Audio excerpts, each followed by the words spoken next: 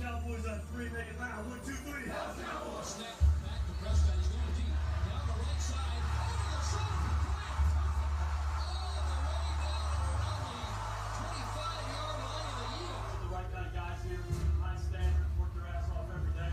High accountability. Okay? And then it shows up on Sunday. And we've gone back to that. They've taken another shot in the end zone. It's in! Left side of the end zone. Touchdown, Des Bryant. Looking linear. Starts up the middle. Now he pulls it back. Now he peels around left. Now he throws it to the end zone. Jason Witten. Touchdown. Cowboys win. Or you hate him, but you will tune in and turn in to see what people are saying about him. That's why they call America's team.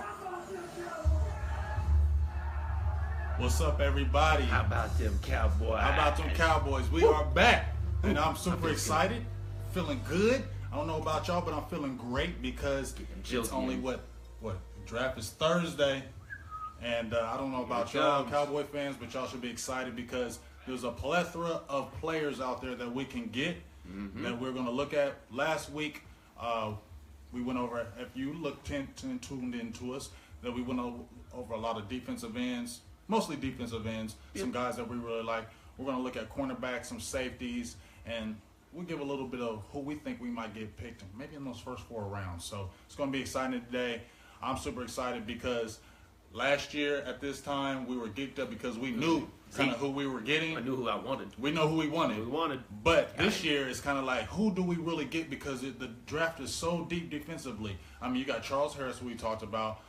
You got Pat McKinley from UCLA, I mean, there's Barnett, tons of TJ Watt, Jordan Willis from Kansas State, Terrell Basham, who we showed last week as well, who I think might be a sleeper pick, who's moving way up in the draft.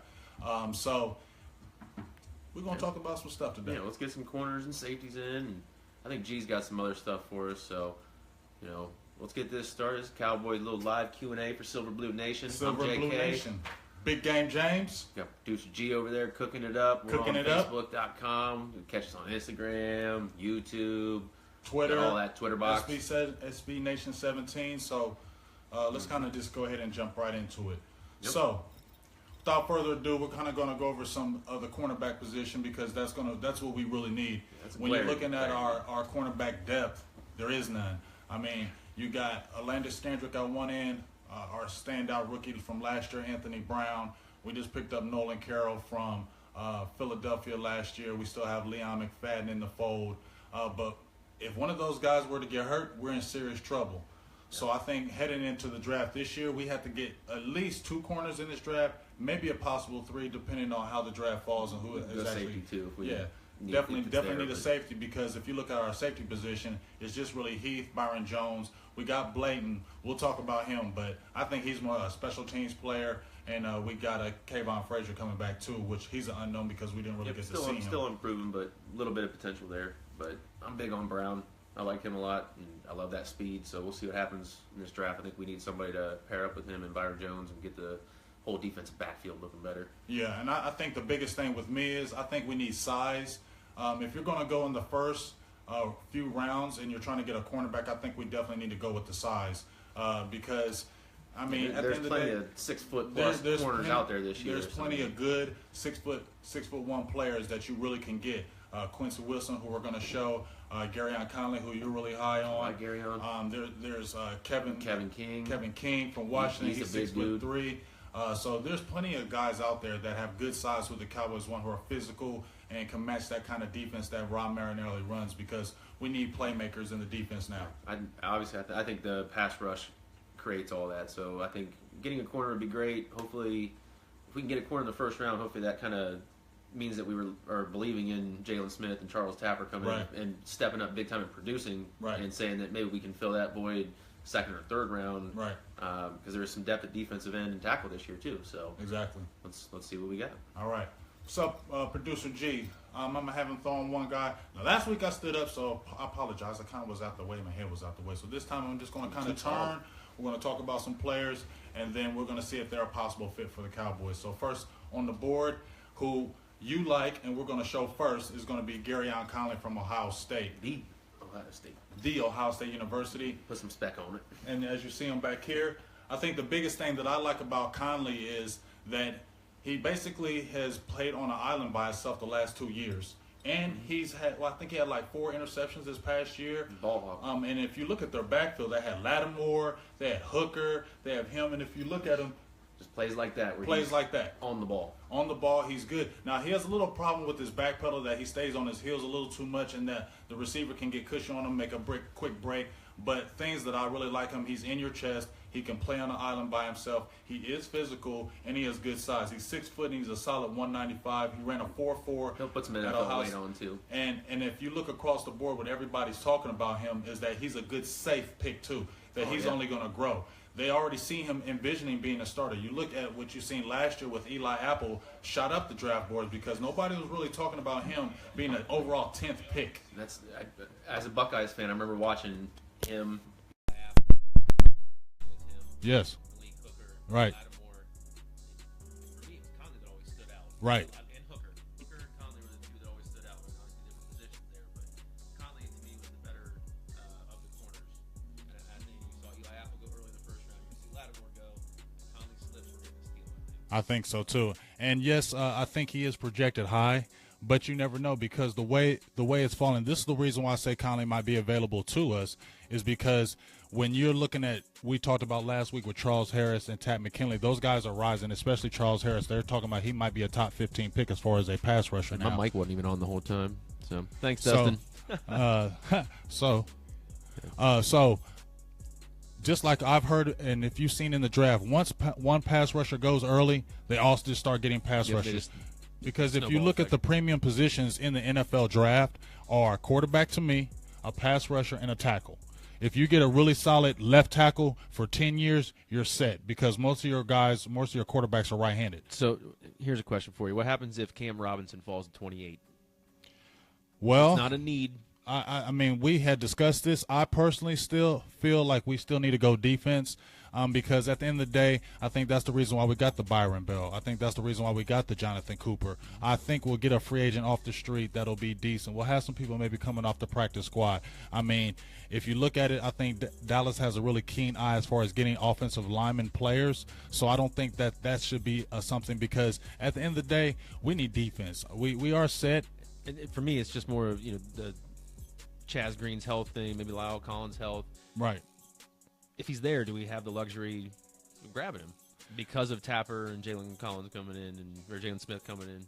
I hear what you're saying, but my thing is I'm still, as much as I love Jalen Smith, I'm still not sold on him. I'm still not sold on. I need to see him. He's not sold on Tapper either. Yeah, Same I mean those are two injury. Those are guys that come from major injuries. They're not like minor injuries. Potential freaks though. Exactly. So, but you're hedging your bet against them. You know what I mean? So at the end of the day, you want to be able to have that defensive presence that we need, especially on the defensive cornerback position, because we're light in the pants right there, especially with depth. And as you said before, you're not happy, you're not excited about Nolan Carroll. He's just a stopgap. He's a body, probably more of just literally roster space. Exactly. Because if you think about it, if we really get a player or 2 or 3 players in the draft that are really doing, I think they'll cut Nolan Carroll. I don't think they're committed to him like that, but they just want to get him as, like you said, another body in camp. That's probably what and they he's did a with veteran Blanton too. Blanton's very similar to what we lost, in Wilcox and Church. So he's another body, and hopefully, if somebody like the Jamal Adams would fall to us and we pick him up, that ain't Buda happening. Baker or something. That ain't happening. Maybe Buda Baker or Tease Tabor or whatever from Florida. One of them fall to us, I would take a safety too. I'm not opposed to that in the first round. No, I'm not. If it's one of those guys, I'm not going. If it's one of them, I'm not going with that route. That's just me. I personally still think that we need defensive backs. We need defensive backs, and I think you can grab a safety more like the second or third round because there's enough defensive players as far as the safety position goes that you can go. Because I don't want to reach for a safety because if you go for a safety first round, he has to produce. That's in my eyes. Yeah, because we've already reached for defensive backs in the first round. I mean, recently, we got Byron Jones. He's good, but he's not great. He's good. No, I'm talking about more about Morris. I'm just saying. Oh yeah. I don't want Jerry to jump up to like 5 and try to take Jamal Adams or something. Especially not with an LSU. Exactly. Exactly. But We got the LSU stigma. We're talking about Tre'Davious White is another kid that's really good for LSU. But now, since we drafted Mo Claiborne and we had that issue, it's like I don't want to touch him. Yep. I was like, how's he going to fail? How's he going to fail? Then right. He, it's then like he I don't slapped want to me in the see him. face. Yeah. I don't want to see us get burnt again. I took that one personal. Because move But- up to 5. but- Gary Conley's up here still doing stuff. That's Gary Conley. If you didn't know, that's that guy who we've been talking about. But hey, if you guys really noticed, we're in Ohio, so we see Big Ten football all the time. And if to me, Big Ten players for the Cowboys like Big Ten players. Yep, They really history do. of drafting Ohio They have State a history. specifically They in have. Big They Ten. really have a Ohio State pipeline. They really do like Big Ten players. Anthony Brown's from Purdue. Like I said, Sean Lee, Anthony Hitchens, Ezekiel Elliott. The list goes on. They were going strong at Purdue for a while. Strong at People out Purdue. there. So I definitely think that if you look at what we go with, we definitely like to hit the Big Ten. And if you see right here with Gary Conley, I think he would be a monster pick, a steal if he fell that far for us at 28. Yep, I agree. Another player that I personally like, I said last week. Dustin said Bobby Carpenter. I know. He's only the one. He's Dustin, just like the biggest Dustin. buff- He's bust only in our the draft one. history, but He's come on. only the one. The player up here. It's going to be Quincy Wilson from Florida. Man, he looks nice. And I sold JK on Quincy Wilson. Mm-hmm. Like I talked about him last week as a second-round pick. I think he is a second-round pick. I think it would be great. If he's there and we can grab defensive end, one of them Harris. Exactly. Man, yeah. This kid right here, I really like him. If you look, he's great he has a great on-the-ball player.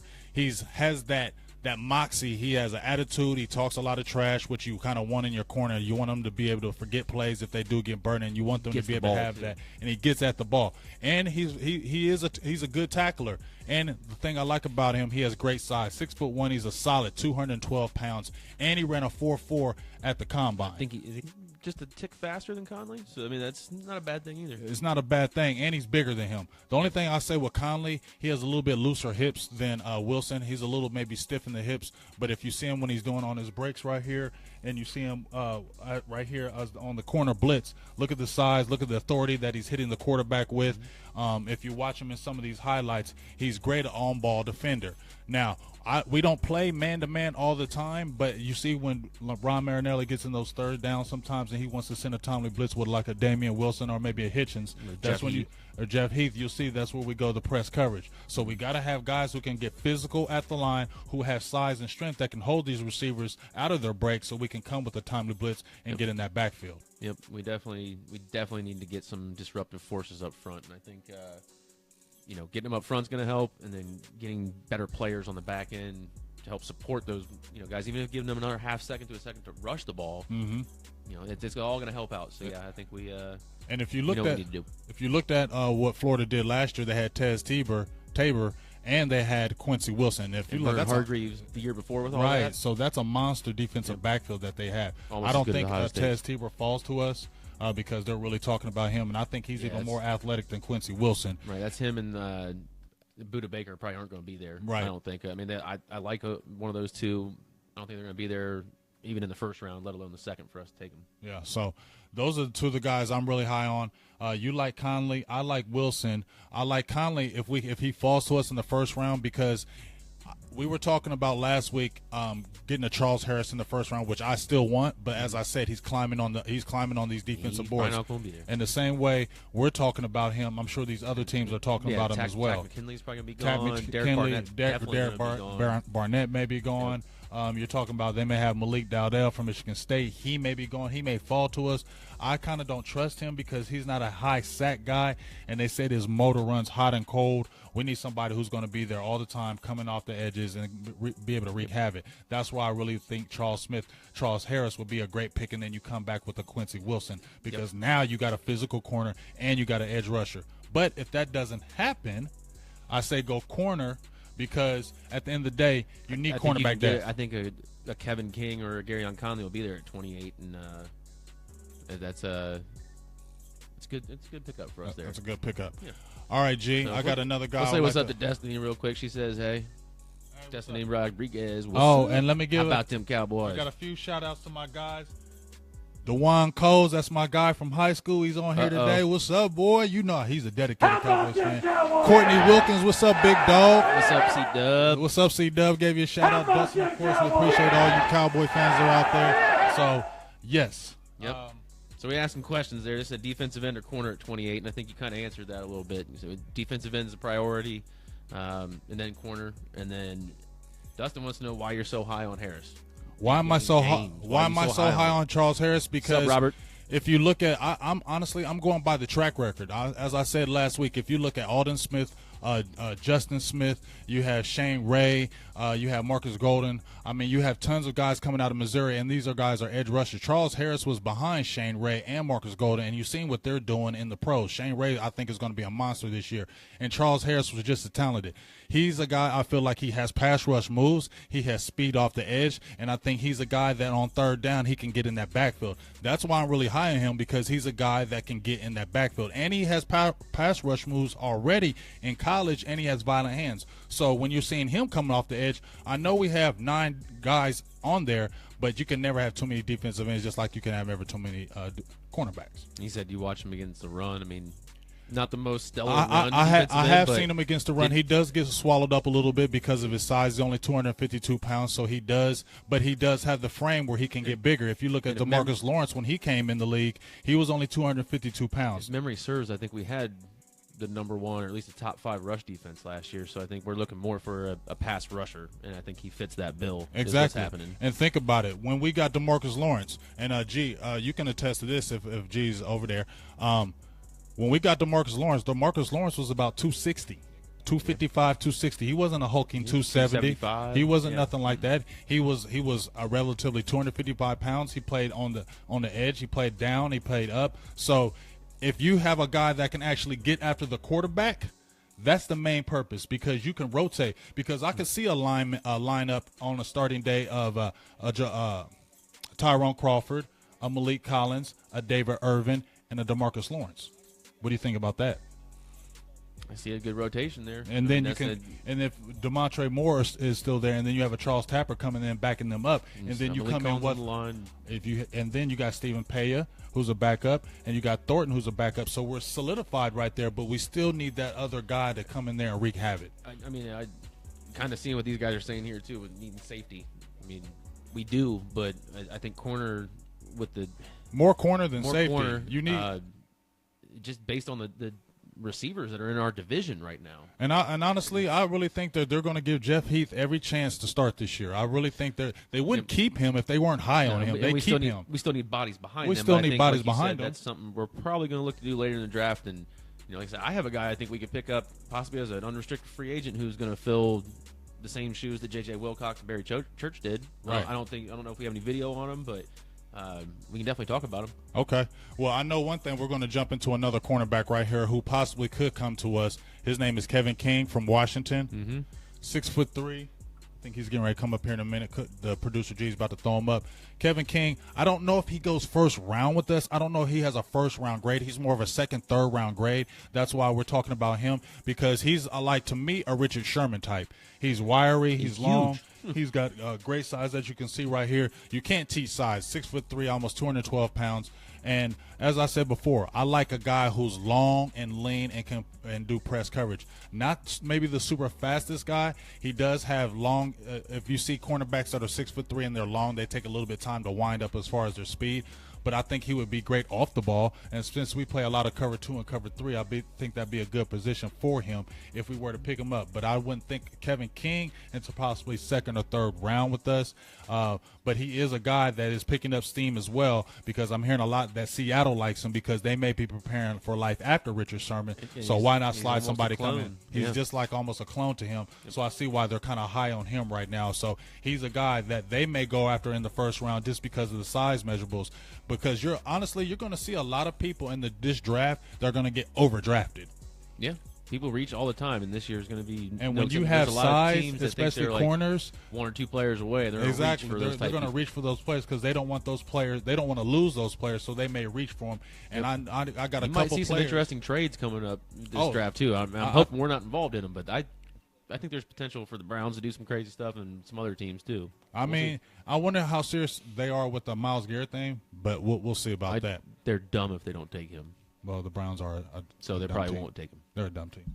But as you see right here, Kelvin King, I like him because, like I said, I like his length. I like his size. I think he can play zone. I think he play a little press, but I think the main thing with him, he's better at zone type cover corner because he doesn't have that super speed. So I see like smaller receivers might give him problems. But because of his size, you can slide into Anthony Brown in the slot. You can slide Orlando Scandrick because he's so good at it. I think we need one of those dominant big corners on the outside to kind of help those like a Scandrick because Scandrick and Brown aren't big guys. Brown is only a 5'11", and Scandrick's only 5'10". And we've seen time and time again that Scandrick has played on the ball. Case in point, when we played Green Bay and they made that big comeback against us, and Jordy Nelson, he was guarding Jordy Nelson. All they did was throw a high-point ball right over Scandrick's head, and he was right there. But what did he do? Just took the ball right out of his hands because of the size. So we need a big corner. My personal opinion, if we're going to get a cornerback in the first round, he needs to be big. He needs to be at least over 6 foot, 6'1", at least about 200 pounds. We need a big physical guy, and that's why King, Conley, and Wilson are showing up on the tape right now. Yep. Another guy that I kind of have in mind that we're going to bring up, who's bringing up steam, who the Cowboys brought in at last minute, is Marlon Humphrey from Alabama. Now, I'm a little leery on Alabama players because some are really good and some are just terrible. Now, I know we're going to bring up the Landon Collins thing because we got bring him up. Byron Jones, and right after that they took Landon Collins. Yeah, you. So you wonder. Is Humphrey going to be that type of guy? Because if you look at Humphrey, 6'1", 200 pounds, been playing ever since a true freshman, and he's played on that defense. But I don't see a lot of turnovers from him. I see physicality, but I don't see a lot of turnovers. And at the end of the day, I like to see a lot of turnovers. I was reading that. That was interesting. Dustin, that one. No, I didn't read that. Said if we draft a corner or two, they might cut Scandrick, and I don't think if anything, you could probably move him back. Yeah, that's not going to happen. Scandrick, they just re-signed him a couple years ago to a deal, so I don't see him. Dude's huge. I think they really could. Humphrey. Like if you guys aren't watching that dude is huge. Yes, and that's the big thing with Humphrey. He's a big guy, and he's got great physical traits because his dad was Bobby Humphrey, who played at Alabama, running back, who was a great running back at Alabama, and he had a pretty decent career before he kind of flamed out with Denver as a running back. So he's got the good traits. He's got good size. He's physical. He's thick too. He's thick. He looks like an NFL body. Right when you're looking at that, he looks like an NFL player. That's another guy who we brought in who can, and he's got a first round grade on him. So him sliding at 28th, I would not be mad at that pick. I just would like to see maybe more turnovers from him. But if you see from the tape, the kid is major physical, and I think that's what we really need going forward is the physicality from the cornerback position. You want to be able to cover, but I like physicality because you gotta knock these guys off their routes. You got to push these guys off the routes. You got to be able to put your hands on them. You putting their hands on them and stopping them those first maybe few seconds gives the pass rush just that little bit more time to get after that quarterback. He's a big body that can slow some people down. He looks like he can hit the snot out of somebody. So I don't think he'd be a bad pickup at all. And he played in the SEC, and no matter what you say, the SEC is a tough conference. And you get guys coming out of there. They could be somebody who you want to look kind of going for. You don't want to whiff on a Landon Collins again. No, you definitely don't. And that's where I kind of think we don't want to take Obi from UConn. No, I don't want to go. I mean, we got the stat freak from the combine. Exactly. Byron Jones. Exactly. Now we need somebody that's not knock the snot out of somebody. So this time, let's not pass on Landon Collins. Let's take that type of player and let's get a nasty defensive back. I agree. Hey guys, real quick, I just want to jump in real quick. Alan Bell asked how he can be a guest. We have that coming in the future. We'll be able to take some phone calls, so just stay tuned, and it'll just keep getting better each week. We'll be able to take phone calls in the next couple shows. Yeah, so Alan, you're kind of a guest right now. Just ask a question. Yeah, jump in here, Alan. Jump in here, Alan, and let's talk. I see Joe from. He says, "What about Jabril Peppers?" Matter of fact, we can show some tape of him since you brought him up. Yep. To see the G Master, he has it cooking up. He's about to drop Jabril Peppers, and I'm gonna say an absolute no. I like Peppers a while back. Yeah. But I like him as an athlete. You swayed me because the thing that Peppers, he's a great, he's almost like an offensive player to me. I mean, he's a great returner, but I didn't, like you said, only 2 turnovers in his college career. Yeah, I just don't. That stands out to me. He's not going to be an elite. I don't think he's going to be an elite player. You know, I'll eat crow if he goes to the Patriots, ends up being awesome. You know what I mean? But I just don't see him being a player that really fits Our what we scheme need right now. I mean, like I said, like he's a tweener. You know, if he had a real spot, like is he linebacker? Is he safety? I don't know. I just don't really have a spot for him on my team right now. And I think he's a good athlete, and no disrespect to him, but no thanks. Bang. Yeah, he's a great athlete, and he's shooting up the charts as far as the draft goes. But if you listen to what everybody's saying, they don't know what he really is. And at the end of the day, I think we need to have a defined position if we're going for a first-round pick at 28th. We need a defined player with a defined position. We can't go. Right. We can't take a flyer on a guy who's maybe a strong safety one day, maybe a free safety another that's what day. we did with, once again, Byron Jones. We did that with Byron Jones, and we don't he's need that. We been a need good more. player, but he's not a great player for us. And I feel like Byron Jones does need to step up on that defensive end to be that player. Now, he can slide in, play corner, which is great because of his versatility, and he's a safety. But at then the if end of we the day, move him, we're Right. paper thin already at defense or at safety. So I totally don't do agree. that. Don't do I that. totally agree. So for Peppers, you see the tape, but to me, he has to make he doesn't have that divine position. He's not going out the first round, and so I don't see the Cowboys taking him at 28th. But freak athlete. Yes. But He's quick, but I don't know. I need to see more turnovers. For you to play that long at the University of Michigan and only have 2 career turnovers, I just need to see more from him. No, yeah, if we can get him in like the 6th round as a punt returner, but that's not happening. He's going to be a 1st or 2nd round pick more than likely. So, all right, and Jack wants to know about TJ. TJ Watt. We talked about TJ Watt last week. I like him. You like him. I like him. My only thing with TJ Watt at the 28th pick, to me, he is a linebacker. He is not a defensive end. He doesn't have the girth. You see some players that are 250 pounds, and they both are the same size, but one is a run-stopping 250, and one is a pass-rushing 250. I think T.J. Watt is more of a pass rusher, but in a linebacker mode. He's more of a stand-up guy. I never seen him, and this is only his first year starting. I didn't see him put his hand in the ground. And if you're playing with, he's going to be a football player. Though. He's a football player because that's what Dustin was starting. We need more football player. You're right, and I totally agree. He is a football player. I'm not going to be mad for us taking him at the 28th pick, but I say we groom him and don't throw him in the fire as far as like in position. He also kind of fits that tweener role for me, where I almost say we could probably find somebody else that fits our scheme better if we're looking at defensive end linebacker than TJ Watt, but I think he might be one of those people who will be a little sore for missing on because he's probably going to be pretty good wherever he goes. I think he is because he's relentless. He has those good genes like Watt. I mean, his brother's relentless. That's the thing I love about J.J. Watt is not only that he's a good athlete, he's relentless. And as you can say, you can see a T.J. Watt coming off the edge with David Irving or anything like that on the 3rd down plays, or he'd be a great linebacker, and I can see him coming off the edge with blitzes. I can see him being a priority blitzer for us. 28th pick, I wouldn't be mad at T.J. Watt. I definitely would not, but I still would like a Charles Harris on there more than anything else. Yeah. I know. So I had to show it off for him a little bit. He can't even see the back of it yet. Can't even see the back. We like that. So, as I said before, Jabril Peppers, great athlete, but I don't think he comes with the Cowboys. That's just my kind of opinion with that. She said, is that Dez behind the mic under that hat? I wish. Can you give me some of that Dez money? Because I need some of that right there. Yep. You know what I mean? You like that? You like that jersey, though? Yeah. You know what I mean? All right, so another player that I want to kind of bring up, I can't say this guy's name for life. Chidobe Awuzie from Chidobe Awuzie from Colorado. He's about to come up. Now, the thing about this kid right here, he's one of those solid players. He's one of those guys that, to me, he's more of like of a 3rd rounder type. We could slide him in the 3rd round. Didn't have a lot of turnovers, but he was playing ever since his freshman year. 4-year starter. Great, good physicality, good size. You could probably maybe convert him to a safety as well. But I see him more of as a 3rd rounder that we can select, maybe a 4th rounder. I don't know if he drops that far. He maybe can, but I would like to see him in more of a later rounds, not an early round pick. But he's definitely great for depth.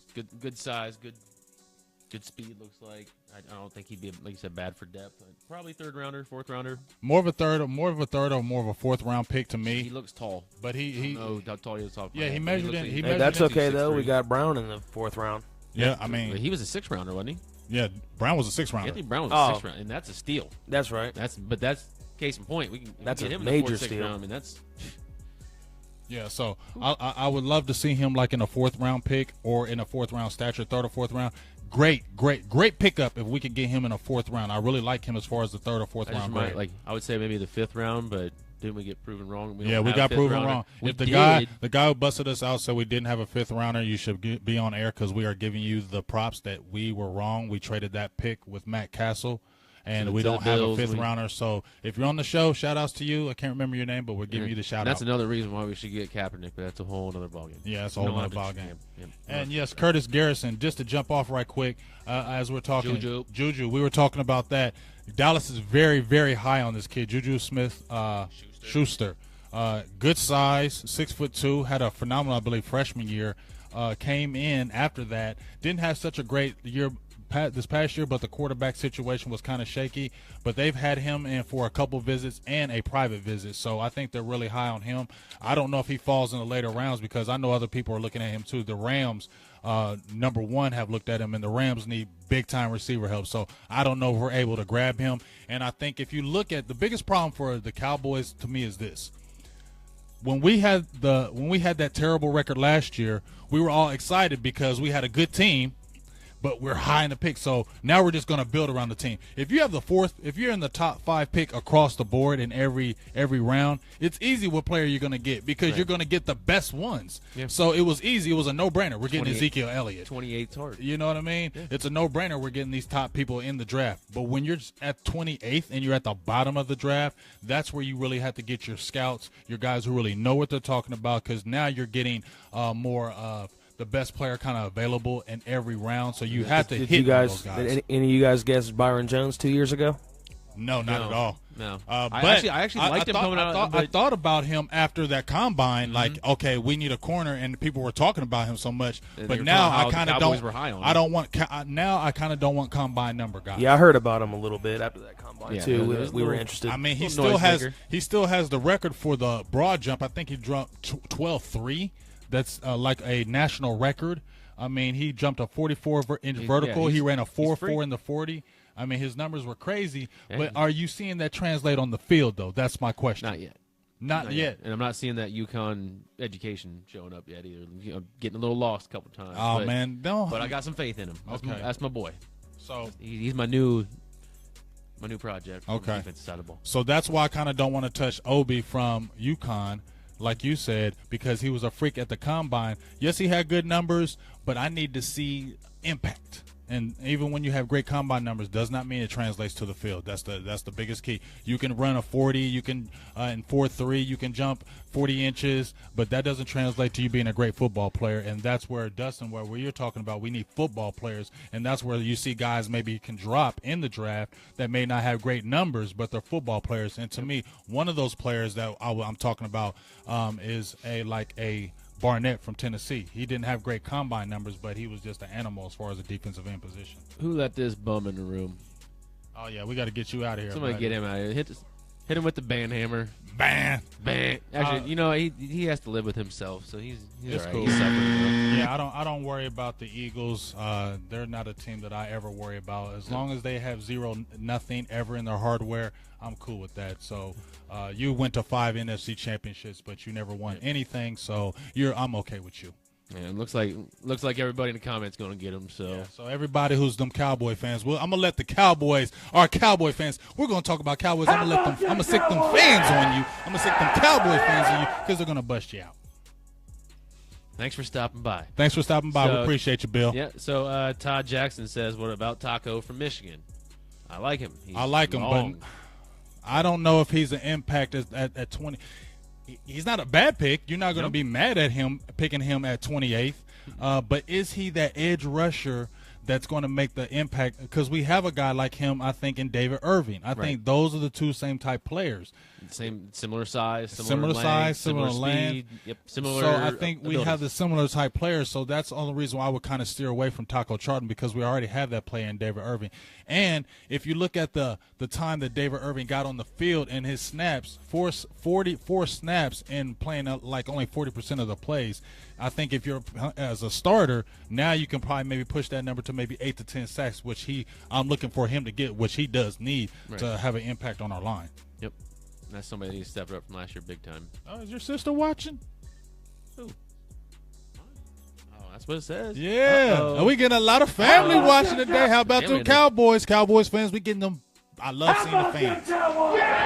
So, looking at that, I got some, since we showed quite a few players that right now, I got some players that I would actually like to show that maybe that I would want to go in our, quick mock draft. So, some guys that I looked at for a mock draft, because I think we're going to go. Well, first, let me tell you about the guy. Jack wants to know who's your pick. Jack wants to know who's your pick. G wants to know who you want to see on the screen. Another guy, Rasul Douglas, West Virginia. Now, my pick for the 28th pick, I want Charles Harris. I don't think he's going to be there. Then I'm going to go with the Garyon Conley, like you, just because his pedigree at Ohio State. I like the size. I like the aggressiveness. I think he would be, everybody across the board likes him. There's nobody that's sour on Conley. That's why I would go on the 28th pick. I don't think he drops that far, but if he does, I think he's a steal, and then we can come around in the second round and get a defensive end, maybe like a Terrell Basham, who I've been screaming from OU. He's screaming up the draft boards, and maybe a Jordan Willis from a Kansas State. I see so many scenarios where somebody that we don't think is going to slide down to 28 slides down there, and it's going to be it's going to throw us. It's going to throw us out the whack. It's going to be a John Ross slides down to 28, and we're like, do we need a receiver? Do we need a 4-2 receiver? Probably. Who doesn't? Do we take him there?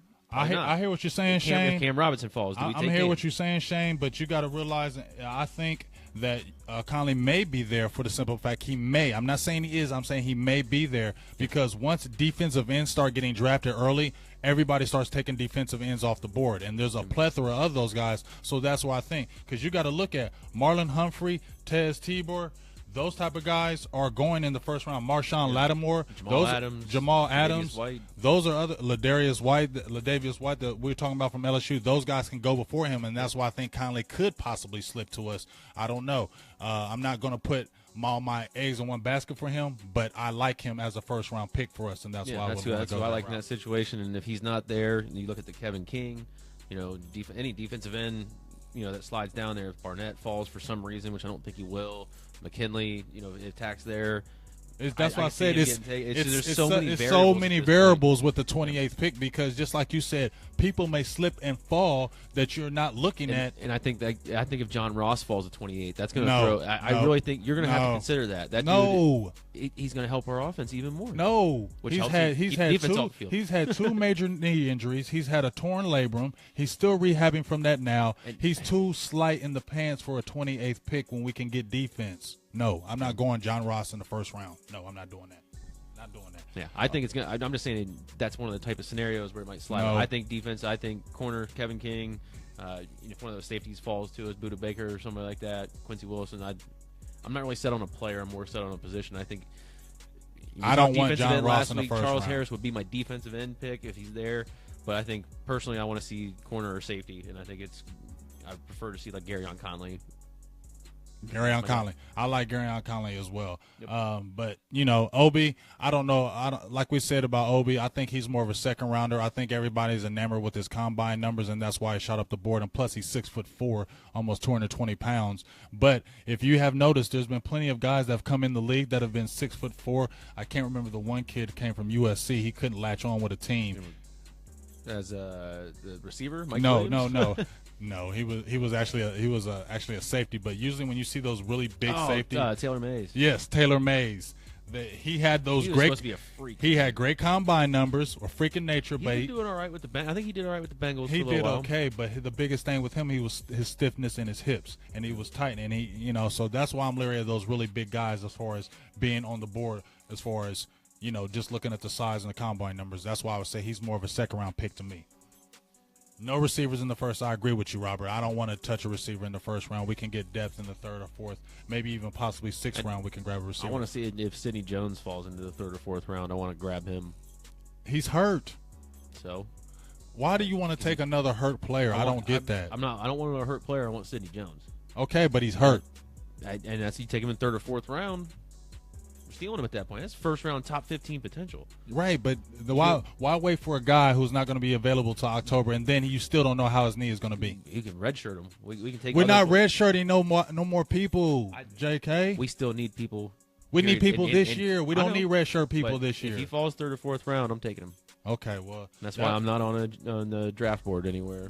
Exactly. That's why you're not on the draft board, because I'm not taking him. We're not taking him no. Leave. As much as I love him as a player, his skills are ridiculous. I don't want to wait another redshirt year. You know what I mean? The time is now. I've been saying it. The time is now. Enough of all that extra stuff. I wouldn't draft just anybody that's hurt, but Sidney Jones is the one I would do it. Yeah, well, and because that's who I wanted in the first round, and then I'm like, oh, he's not going to be there. He's going to be a top 10 pick, and he gets hurt, and I'm like, what if we can get somebody like Conley or a safety or somebody in the first round, and then get him in the third, get defensive end in between? Mm-hmm. Well, defensive end definitely second. I say corner first, defensive end second. We can never come back with another corner. The highlights that you just got done looking at was Rasul Douglas from West Virginia. Now, a lot of people are starting to talk about him now because he had 8 picks last year, and he's on the ball defender, which, for that size, 6'2", 205 pounds, a lot of people are liking that. But he may get overdrafted now because of his size. Everybody's really giving him a third-round grade. Now, me personally, I would love to see a Garyon Conley. I like Terrell Bazum from defensive end from OU in the second round. And then the third round, if this guy fell in the third round, he's a steal. You need to check this kid out, Rasul Douglas. I don't know if you know about him, but if you check this guy out in the third round, we talked about Owuzie from Colorado, but I would prefer him as a third-round pick because now you got a 6-foot corner in Conley. You got another 6'2" guy in Douglas, and then you can probably snag a safety possibly in that fourth round where I was looking at maybe like a Justin Evans from Texas A&M. He's more like a he's not big, but he's kind of like a Earl Thomas from Texas. Earl Thomas is about 5'11", about 200-something pounds, but he's an enforcer. He's really on the ball. I think he would be a great pick as far as the first round. He put on Rob Gronkowski was one of the hardest hits I've seen on anybody, and Gronk didn't even move. But I think it ruptured his spleen or something. But oh my. Yeah. And I didn't think that was going to do something like that as well. No, like Earl Thomas, you just did that? You're a foot smaller. Well, but yeah, I digress. So yeah, that would be my personal that would be my draft kind of scenario. I like a Conley in the first round, Terrell Bazum at OU second. I like third round Rasul Douglas if he's available, and then in the fourth round I like the Justin Evans from Texas A&M, and then the sixth round I like a kid named Brian Hill from Wyoming as far as him, because I think we still need to get a young running back. Seventh round we get 2 picks. I think that's where that's kind of a crapshoot right there. Who do you really know who that you're going to get? You don't know who's going to be there, who you want. But I do have a kid on here, and his name is Devontae Fields, and he's from Louisville as a defensive end for our 7th round pick. He started out at TCU, really good athlete. That's somebody who you can get. Like, remember when we got Devontae Holloman from Auburn? He was a linebacker, but his career got ended because he had a neck injury. He started coming on for us, but he couldn't come back from that neck injury. He was a 7th round pick. He's somebody else who we can kind of look at kind of down the line as far as maybe a player that could slide on, because if you look at us, we've been having some pretty good luck with getting 7th round picks and them staying on our team and actually making waves and producing for us. Hopefully Rico Gathers is one of them. And I mean, Jeff Swain, the year before that from Texas, a tight end. He's gone. He's on our team, and he's making he made Gavin Escobar, and he also made James Hanna expandable. Mm-hmm. So something like that. Robert says check out Aaron Jones from UTEP, running back. I did see that. I would actually have to look at some more tape on him. I haven't really got to see a lot. I haven't really been on a lot of running backs this year because I think if we do take a running back, it's going to be a late round pick. And somebody like Jackson, who we got last year, Would have been perfect. Would have been perfect. I wish we wouldn't be looking for a running back right now if we wouldn't have cut him. I'm still frustrated that should have cut Dunbar and should have kept Jackson in that fold. Win some, you lose some. Win some, you lose some. Yep. So that's kind of my. Henley Hen says, "What about Fabian Monroe?" Fabian Monroe. UCLA, I believe. I like Monroe as far as the people are really high on him. The only problem I have with Fabian Monroe, he's injury prone. His torn pec he's coming off. Yes, he's coming off a torn pec, and he's had a lot of injuries at UCLA. So that's the only reason why I'm leery of him. I really don't want to deal with no more injury-type players coming in with the Cowboys.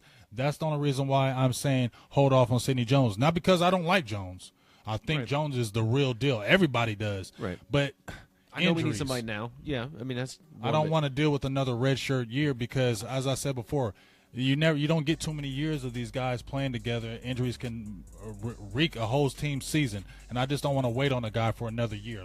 We need some guys now. We need the guys to make impact now, not some guys waiting for next year or November or December. We don't know because we wanted to bring Charles Tapper back last year. We wanted to bring Jalen Smith back last year, but they were like, nope, let's not do that. Let's wait for next year. That was kind of the luxury of winning 13 games as you look at them like, we don't really need these guys this year because we have a really good team. Sit there and exactly. I think people sleep on that. Like, we lost we lost our corners. That's the biggest thing we lost in a safety. Like, our number one run defense is pretty much still there. Mm-hmm. We lost one or two defensive linemen. I think who we lose. We lost McLean went to Washington. We lost McLean went to Washington. Jack Edwards, I think he went to the Dolphins. But I mean, he wasn't really a type of player that I would say we were really relying on. He was a good rotational player, but he wasn't somebody that we really needed. And speaking about them players, if G could hit me right quick with some of our defensive guys, the reason why, if you look at our defensive depth as far as across the defensive line, we have 9 guys in our rotation. Okay, we have Tyrone Crawford, we have David Irvin, we have Stephen Paya, who we picked up, we have Thornton, we have DeMarcus Lawrence, we have Tapper, so we have DeMontre Moore, who we just got from Seattle. We have a solid 9-man rotation, which we're not screaming for depth. That's why I say we go heavy with cornerback in the draft this year because we have depth at the defensive end position. We need more of a pass rusher. That's why we're saying we lean more towards Harris than some of the others. We need a pass rusher, and a specific 28 pass rusher might be a little too high to pick, third down specials pretty much, but it's kind of what we're missing. That's what we're missing. We're missing that one guy who's that's just going to wreak havoc. Corners. But we definitely need corners because definitely. if Scandrick gets hurt, I mean, we're in a lot of trouble if we have Nolan Carroll for 16 games starting out there. We're in a lot of trouble. That's going to be as bad as having Kellen Moore at quarterback. Exactly. I love that. And then, matter of fact, G shot us something, and let's talk about our free agent kind of pickups and our free agent losses, and which were kind of like the bigger impacts on our team. So I'll go ahead and give you the rundown real quick of every free agent that we've lost, or basically just every gain or loss so far this offseason.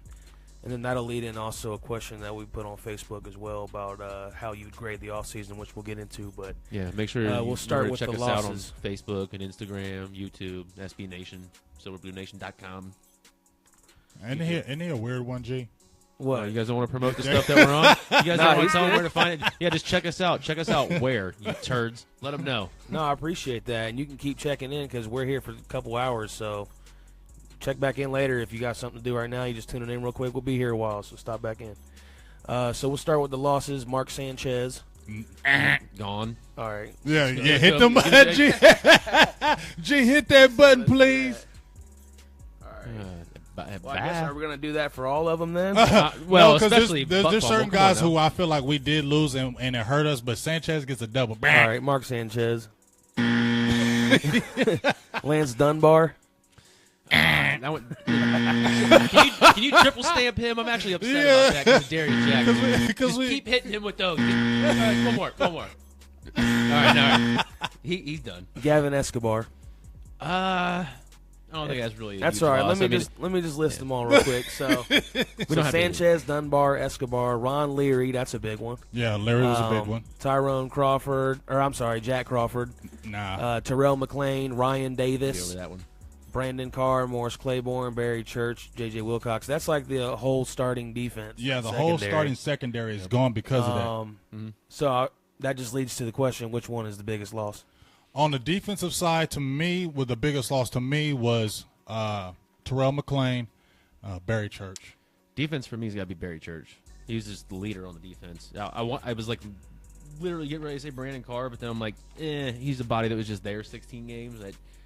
I think Barry Church's leadership and everything is going to be a bigger loss for us. I definitely do think Barry Church will be missed because, like you said, he was a leader in the locker room. He wasn't super athletic, but he consistently was getting 100 tackles every single year. He played hurt. He played hard. He played left hurt on the field, man. He was a good Cowboy. And he was a very good Cowboy. And I think a lot of players, everybody loved Barry Church. And from coming from Toledo, undrafted, he made a name for himself with us. I mean, and you remember when he blew out his knee, he came back. They gave him that big contract after he blew out his knee. He was there around the that sounds just like the other guy who I think is the second biggest loss, which is Ron Leary. Yeah, Ron Leary. Man, if he could have stayed healthy. Because, I mean, you can make the argument that the guys we have now made him better, but we saw something in him from the start. Remember, we gave him a bunch of money versus other teams as an undrafted guy to stick around from Memphis, I think. Yeah, he's from Memphis, and and the only reason why he went undrafted because he had that degenerative knee, and nobody wanted to touch him. But with us, that knee hasn't been a problem. But like you said, G, he was a priority. So there was something in him, so he probably is going to be still pretty good. I think he's going to definitely make the Broncos line. So that could end up being a huge loss. They need line help. They need line help. We'll see what he is there. He's going to have to show himself without 3 anchors around him. Right, and that's where I want to see how good is he going to really be without those other guys around him. So we'll be able to see because guess what? We're going to see them week 2. I think we see the Broncos week 2 at Denver. Yeah, it is. So that'll be perfect. We'll be able to actually see how he does against our line. So that's somebody right there. So shout out to Jack. The schedule came out. That was awesome. Game, and he said the secondary isn't much we can trust anyway. So yeah, it is time to retool, and that's exactly what happened. That's why 7/8 of the defensive backs are gone. Yes, and Trey, I do think Heath is ready to start. I mean, everybody's so down on him. Why? Why are you down on him? Tell me why you're down on Heath. 4 years. Because he's small. He's just not. He's 6'1", 212. He's not. I don't think he's an every down player in the NFL. You just don't think he's an every down player? For some reason, he just looks small. I don't know, man. He. But you said yourself, G, he's plays. He's always around the ball. He's always making plays. He's a ball hawk. He's always making plays. You think he's just more of a guys like him and David Irving? They don't see the field that much, so we don't have a whole lot to look at. Is he ready to start? I don't know. Do I want him to start? Not really. I say you got nothing to lose. Obviously he's probably our. How can you got to look at? Worse? He's going to be our starting safety coming into this year. I mean, he's going to be. We can draft a rookie, but they're not going to start their rookie. I think they're going to bring the rookie slowly along, and they're going to start Heath. I mean, what do you got to lose? The guy's proven any chance he's got, and he's taking advantage of it. So, who's to say he won't do that full time? And let's look at this. We survived with J.J. Wilcox. Remember, we had Barry Church and J.J. Wilcox start. If J.J. Wilcox was starting back there. And if Jeff Heath couldn't start over them, that's what I'm saying. I don't know if Jeff Heath's ready to start in the NFL. That's a good point. Yeah, but who's to say why he wasn't getting that opportunity? We don't know. He wasn't outperforming them in practice is the reason. I'm going to assume. Well, some guys are gamers. Some guys are gamers, and he showed up big in big moments in playoff games. He's big. Yeah. Well, J.J. Wilcox was never doing what he did in that playoff game against Green Bay. No. I mean, J.J. Wilcox. I'm excited to see a change. I mean, we've seen the same thing for years now. So yeah, I'm ready to see Byron Jones step up. I mean, Byron Jones has to step up, but Heath is going to start for us. I mean, that's plain and simple. I think Heath is coming in. I think that's the reason why they were confident in letting J.J. Wilcox go because they're like, okay, we think they've seen the flashes. Maybe they've seen Heath wasn't ready those 2 years. Let's get back on topic real quick. So we were just covering the losses and the gains in free agency this offseason. We kind of got off topic a little bit, but we all agree Barry Church is the biggest loss. Mm-hmm. So now we can go on to who we've added this offseason, and the list is not nearly as big. Is John Cooper a guy we've added this offseason, the guard? Yes. Yes. Okay, that's what I thought. We got him mid-season, and then we signed him to a year deal. That's what I thought, yeah. Okay, so John Cooper, which that's exciting. A nice little replacement for Leary. Mm-hmm. Stephen Pay, however you say his last name. Nolan Carroll, the corner. DeMontre Moore, the tackle. Byron Bell, the tackle. Robert Blanton, the safety, and then a guy that I brought up to you guys during the week that I had forgotten all about. The returner. The kick return man from the CFL, Quincy McDuffie. Right. And if you've seen his tape, I've seen his tape. He's fast. that's the kind of guy that shows me where they're looking to address the kick return position, and that's huge. Yeah, remember that field's a little wider up there. A True. little extra room to hit the corner. True But story. Boy's got wheels. He does have wheels. He has unbelievable wheels, and we can get somebody like that. And he has decent size, doesn't he, G? He's not like a real He's small not bad, guy. yeah. I mean, He could looks be, like a lucky Whitehead. he could play a clone. receiver too. I I do not like Whitehead. Me neither. I wish you guys G could have does seen not G's like. face right You there. should have That was seen impressive. when we said Lucky Whitehead. That dude was mad. Like he was ready to turn off the show. He was like, man, that's it. Just leave. I'm done with the show. I'm done not. with you guys. Anyway, those are the gains. Just get back on honestly, topic. I like honestly, DeMontre more probably. Just The most. potential. I mean, nobody really stands out as that's a huge grab. I mean, we got the offensive line depth we needed, but we need some defensive line depth, and I kind of like. I'm excited to got see nasty out of those show guys. I'm up. excited to see what Byron Bell can do. I am too. I like Byron Bell. You know, everybody's like freaked out because we lost Doug Free, but he wasn't that great. I'm not. Right. If you guys remember back in 2009, I think, when we got destroyed by the Vikings in He the was second getting round, killed by Jared Allen. He's the reason we lost He's that the reason. game. He's the reason we lost that game because remember I Romo got cried during blasted that in game. his I was back saying, a couple I- times. I on went the out on the blind porch side. Part of the cried. reason why Romo is so injury prone. Doug Free put him on. He his started back. it, yeah. Well, So hey, let's think about everybody's it. though, G. freaking out about Free. He's not that great, so Nope. chill out. It's cool. No Doug Free and means not less just that, G. penalties. Do you remember that he was a left tackle 1st? Mm-hmm. I mean, that's why, like you said, that's why he was getting destroyed. I thought and he that's was why playing guard. No, he was our left tackle. He was played guard, he was then our tackle. starting left He's tackle. done a lot of different stuff. yeah, he That's was. what, He was our left tackle. That's one of the reasons he stuck around so long because he was always versatile. Tyron Smith. Exactly. He's the reason why. Right, Doug right, Free right, is right. the reason why we drafted Tyron We Smith. did get him the next the season. next season because of what happened in that Vikings I game. think we 2010 lost, draft. what was it? We lost Flozell. I think he retired or whatever, and then Doug Free came in and replaced. It was And like, because they what moved the him, they heck moved is him this? to left tackle. Yeah, what and is he this? was getting killed at left tackle. And It was Jared after the Allen Mark abused Colombo him. left. Yes. It was after Colombo left. And Colombo. then Colombo left, and we moved him to right tackle. We drafted Tyron Smith because that game against Minnesota was like, no, he can never play left tackle He's again. terrible. He's terrible. And I'm just excited to not see the penalties from Doug Free. Exactly. So that might be our biggest off-season acquisition is getting rid of Doug Free. And Cowboys fans, just think about it. How many times have we seen those big runs, and then you see the penalty, holding, number 68 for the Cowboys. Repeat first down. Ask Zeke Yeah. about that. Ask Ezekiel Elliott how many times. But Byron Bell, I mean, he's a guy that was hurt last year, Mm-hmm. and so he probably got cut for that reason. He was a starter when he started 70-something games. Yeah, most of his games he started. So he experienced.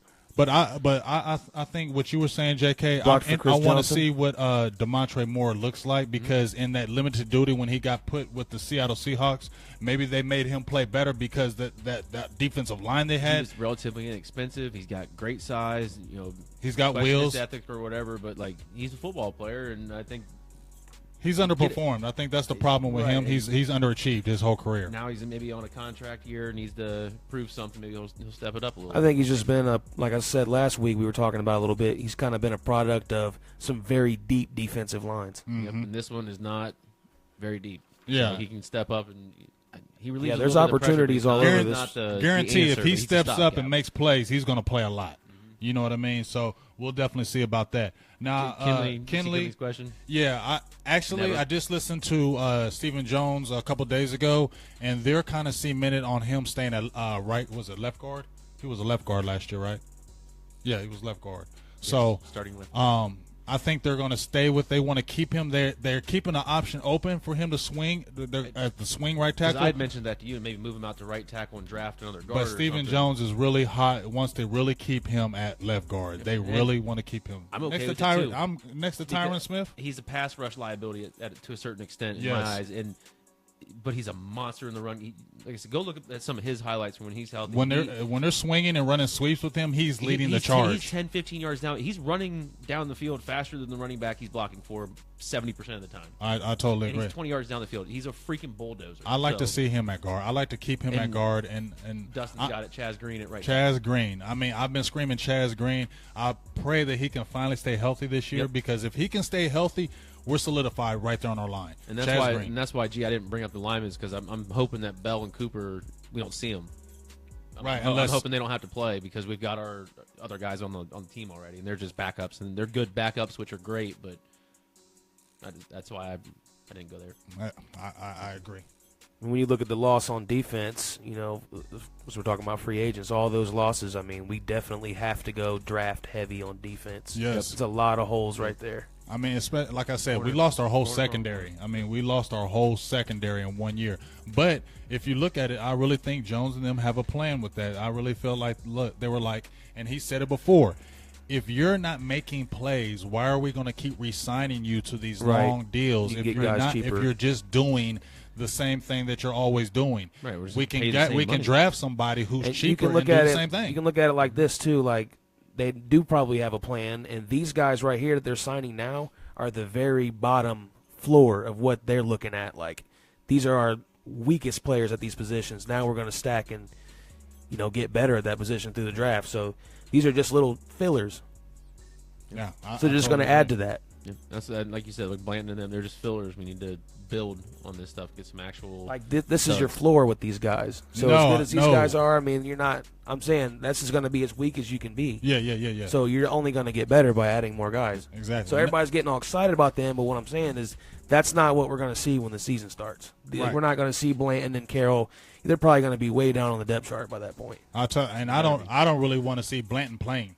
I've seen the tape on him. I'd rather him be a core special teams player. Yeah, I'm watching. I can't remember what game it was against somebody, but every time he was involved in the play, he was stopping the run. He was taking a terrible angle. Yes, he takes a lot of bad angles. He took the long route. He takes the long route. Yeah, he made plays, but they were also like 15, way down the field. Down exactly, and we don't need that. We already had that with Wilcox and them. Oh yeah, we don't need that. But we don't need that. But, hey, Dustin, what you saying when you said we had a secondary? No, I ain't never said we had a secondary. Our secondary was garbage. We had players. That we lost, but no, we never had a secondary in my eyes. No, our secondary was never great or never good. And that's Byron Jones, Shane. And Byron Jones needs to step up. Yes. Yes, he needs to step up. Don't move him. Let him stay at corner. He'll figure it out. You mean safety? Yeah, move him. Yeah, move him. See, keep him at safety and let him grow, but he needs to make an impact this year. Don't put him at corner is what I was trying to say. Right. Yeah. Because he's not if you looked at when he was at UConn, he wasn't a great cornerback. That's why, and I think they saw that he couldn't transition. And think about it. He ran a 4.4, but he doesn't look like he has 4.4 speed when you watch him play. He's got one of those he looks long slower. strides where he looks slow. But that's what I want him to be on the ball more. He's got the speed. He's got the ability. I want to see him on the ball a little bit more. Yeah, I know. Now, Manning, I hear what you're saying that we had one of the highest grading secondaries in the NFL. I'm sorry. They can be facts all you want, but our secondary was nothing to scream about. Do you really think? On paper. No, hold up. Do you really think that Aaron Rodgers, Eli Manning, or any of them quarterbacks came in the game thinking, oh, they have the highest rated secondary in the league, we're scared? No. There no quarterback that we played feared our secondary. Any good numbers? Was also the number one corner through like 6 weeks of the season last year. Any good numbers the defense had was a product of the offense. Yeah, and I keeping them off the field. I mean, but at the end of the day, no quarterback was worried about our secondary. I can guarantee you that. They were not fearing Brandon Carr. Of course, they were not fearing Mo Claiborne. Honestly, of course, Aaron Rodgers didn't fear Byron Jones either. You're not going to give up a ton of yards when you're barely on the field. No, and like I said, we had. I want to look it up again, but I'm pretty sure we had one of the top run defenses in the league last year. Top 5. We had the number one run defense last year with 86 yards. That's going to help your pass defense look a little bit better, and especially when you win 13 games and all they're doing is junk time throwing the ball. Exactly.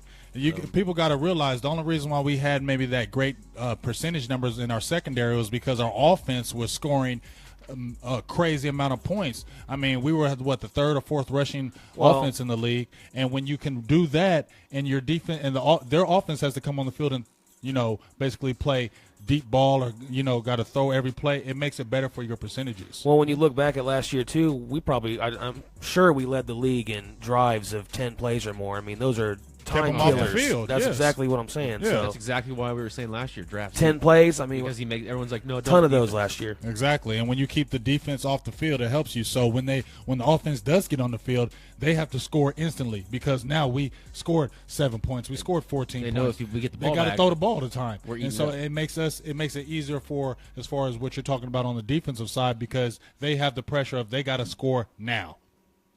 So don't look at the stats, even though they're facts. Don't look at those stats. All right, well, let's move on now to the next topic of the – well, since we're still on free agents, we'll just move on to the best remaining free agents, see if there's any guys out there that we might be interested in adding still before the draft or after the draft. I heard a little whispers online. I was just looking through some things. Jason McCourty, I heard there might be some talks between him and the Cowboys, a 30-year-old cornerback. What do you guys think? I would take him. I would now. His brother. Only reason why I say I would take him because he played 8 years at Tennessee. Don't you think 30 years old though is kind of going against what we've been doing? Yes, but no. Listen to how I'm saying though. We got Nolan Carroll who's 30, right? But we're not going to commit to McCourty. I don't think we're going to commit crazy money. They're not going to throw out a crazy about He's it. the same player He's a as Nolan stop, Carroll pretty much, though. But he's a stopgap. He's a body. I'd rather have somebody younger.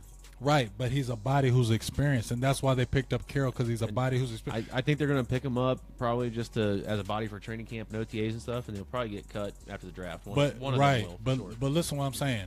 You get McCourty, he can help teach these younger guys. I really would not want to preferably. Conley is really good, but let's say we got a McCourty, right?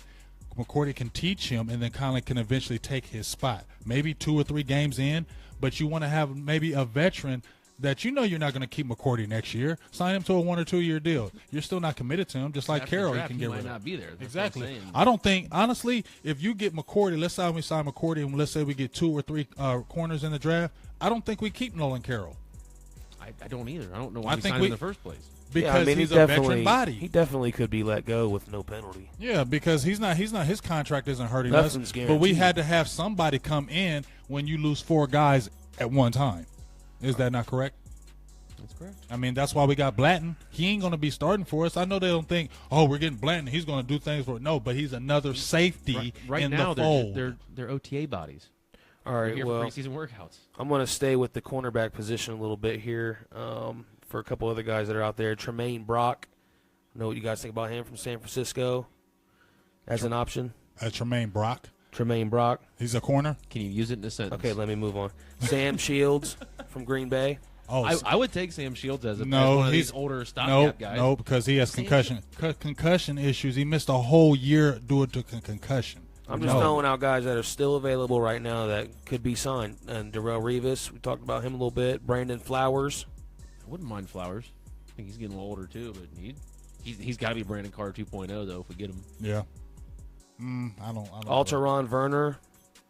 Now he signed a huge contract from Tennessee and he went to Tampa Bay, Bay. and he fell off. Like Yeah. he fell off and he was really good. Right. So I don't know. Like Isn't Safe- your homeboy's kid out there still too? Safety. McDougal? Madougal, yeah. The safety Jarius Byrd still out there. I remember he was a No. hot free agent at one point. No, yeah, that was dude from where, from Buffalo? no Jarius Byrd. Leave him alone. He was terrible over at New Orleans. Leon Hall. Injury, old. He's super Old, and he injured. blew out his Achilles, I think twice. He's 32. Yeah, so I'll leave him alone as well. I wouldn't touch him. Let's see. Look at some other positions that are still out there. DeAndre Levy, outside linebacker from Detroit. He could be a player like the one guy we always re-sign, Justin Durant. Justin Durant. He could be that type of player for us, a stopgap That's funny player. because that's where he came from too. Yeah, I could see him being a stopgap player for us, but nobody we're looking for down the line. We probably could use some linebacker depth. Well, at what some about point. like a Paul Kruger or an Elvis Dumerville? I don't like. I've said Elvis. You He's like Elvis older, Dumerville? I'd say he's one of those guys that's worth 1 or 2 years because he is a solid defensive end and a good pass rusher. But I don't know. I don't really I like think he's worth Dumerville. too much. I think he's just too old, and I think he, like you said, he wants a little bit too much money. I wouldn't. Paul Kruger? Nah, I don't think we touch him. 3-4 years ago, yeah, I'd be all over it. Right. I think the guys. If we didn't touch any of those guys early, we're not touching any of these guys now. You said touch. Yeah. Do you guys think we'd take any chances on any guys like Jamal Charles, Adrian Peterson, like a LeGarrette Blunt? Nope. But I think LeGarrette Blunt is going to just do that every single 1 year deal with the Patriots until he retires. Unless Peterson takes his spot this year. Yeah. I could see Peterson fitting in very well there. Well, I could could see them being a 2-man combo over there, but I say Peterson and then, what they got, James White over there yeah, still or something. true. They can bring in White on. What as about third adding a player. veteran receiver like an Anquan Bolden or a Victor Cruz? Well, that kind of. Nope. You don't think we're looking at another receiver though? I think we're looking for a receiver, but more so in the draft. Yeah, just like you mentioned, Fred Ross. We were talking about we could get him in a later round or something. Juju. Jimmy wants to know if we should go after a second and fourth receiver in the draft. That was one of his questions earlier. He said I we say should use our yes. first round on anything in the secondary, but that's exactly what we need to use our pick on in the first round, Jimmy. I think we need to. I think we should. I like Curtis Samuel from Ohio State. I think a lot of people like him too, and I think a lot of people like Juju Smith, and I think those guys won't be available to us. And we brought those guys in for visits, and we're really, really high on Juju Smith. And like I said, I brought it up earlier. If John Ross falls, do we go after him? If Corey Davis falls, do we fall out? Would you take somebody like that in the first round? And I think we kind of agreed that we wouldn't there. So that gives you some options later in the draft, maybe second or third, fourth round. I don't see it being a bad thing. I think we could use another receiver at some point. All right. Definitely. I hear a lot of people talking about Richard Sherman. I'm killing the Richard Sherman deal now because from what I'm hearing from Seattle Seahawks, they want a first and a third. We're not getting Richard Sherman. Yeah, I can tell you that right now. I'll give you We're a not second. dealing a first and third rounder for Richard Sherman. I would be maybe the first round, the 28th pick, they would do it. But I think now, if you're looking at all the people that they brought in, I think they're really confident in the draft, and they're like, you know what, we don't need that. We can get a Richard Sherman type player in this draft, so why go ahead and get somebody who's 29 or on the downside of their career when we can get you two or three. Kevin King. We can get a at Kevin 28, King at a same 20. player almost. Exactly. I mean, obviously he's not as good as Richard Sherman yet. I don't want to say that yet, but yeah. Yeah, I don't think. Jimmy says don't want to waste a first round pick on the secondary. Hey, it's too important. What is that? Don't what is rule that? anything out when Jerry Jones is in charge. Do not rule it out. Yeah. But Stephen We might Jones, have the number one pick I don't see Stephen Jones letting that Well, happen. ultimately, Jerry's the guy, so don't rule it out. Okay, he's ultimately the guy, but he wasn't ultimately the pick when we went with Zach Martin. Yeah, because I Jerry, think, Jimmy But Jones, he could have been if he wanted to. I I think that's Jerry trying to go ahead and clear up. No, I think that's Jimmy or Jerry trying to just let Steven see what he can do. You know what I mean? Right, It's but still ultimately Jerry's decision. True, it is, but I just feel like he's think really Steven's giving telling Stephen him. Jones the reign to be like, you know what? I feel like if Jerry was like, I'm just I like this saying, pick. you cannot rule it out. That's all I'm saying. Just I throwing hear it out there. I think after Jerry made the trade up for Morris Claiborne, Steven said, "You're not doing it ever again. You're done." Hey, that was only 5 seasons ago. Yeah, Yeah, but I think Stephen Steven Jones was like, you know, I'm not on You don't that think anymore. Jerry had something to do with Randy Gregory or Jalen Smith? I know Randy I know he had Gregory. Randy Gregory. I That's know his that was little Jerry's baby. pick. That's Randy 2 Gregory. years ago. Yeah, I know that was Randy. I know Randy Gregory was Jerry. See, you can see he's he's an letting ugly Steven baby. do his thing. He's an ugly He baby. really is an ugly baby. Them black lips. Oh boy. G Money with the. How about them Cowboys? Yeah. So I mean, if you like I said, if who said that secondary wasn't important in the first That's round? Jimmy. That's what I was telling you. We need second. I asked him. I don't know if he'll respond here in a second or not. But what do you want to see us draft instead of secondary then? Yeah, Jimmy, talk I to mean, me. You You must be said talking offense and. no way. I can't. I'm sorry, Jimmy. I hear what you're saying, but I totally disagree with you on that one. I don't think There's that's a no steal. way You that don't trade a that's first not and- a steal to trade away a first and a third. It's a steal to the Seattle Seahawks. Yeah, you don't. They're laughing at all the way to the You bank don't trade a first and third for a guy who's going to play for 3 years more at his with elite your level. team at elite level. No, that is a steal for the Seattle Seahawks and not the Dallas Cowboys. I would say maybe just the first. maybe a first. That's But it. that's- Never. No 2 picks for Richard Sherman. No way. No how. Dallas will not do that. But essentially, what you're saying is you would still spend the first and a third rounder on secondary, but you just said they're not important. No. So I'm confused as to your Exactly. logic there on that one. Yeah, I'm not understanding that one. But Jimmy, I don't do that. Why not bring in a Dwight Freeney or a Mario Williams for 1 year? Mario Williams. That's why I no. kind of said Elmas Doomerville. Dwight Freeney. I mean, 2 years ago for Dwight, probably. I just feel like we're talking about these scenarios, but we need to look at what's really happening. Stephen I'm Jones. just saying, when you see these kind of guys go to other teams, they're getting the Super Bowls. Right, I'm not saying that, but look at what we're doing, though. I agree with what you're saying, but I'm talking about reality is Stephen Jones, if he's not doing it now, he's not going to do it. If we haven't picked up these I'm just guys saying, now, we're not going to pick them up. This is one of those leagues, where everybody mocks everybody. So That's you always when- see guys going to the Patriots for 1 year, getting a Super Bowl and getting out, I totally Why can't agree. we have what one of those 1 year guys? Jeff said. Jeff Joyner talking about maybe getting a tight end. I could see could see that, but I don't really think it's a big deal. I think Rico Gathers is kind of going to be our tight end and hopefully be groomed by Jason Witten. Jacob Tammy's available.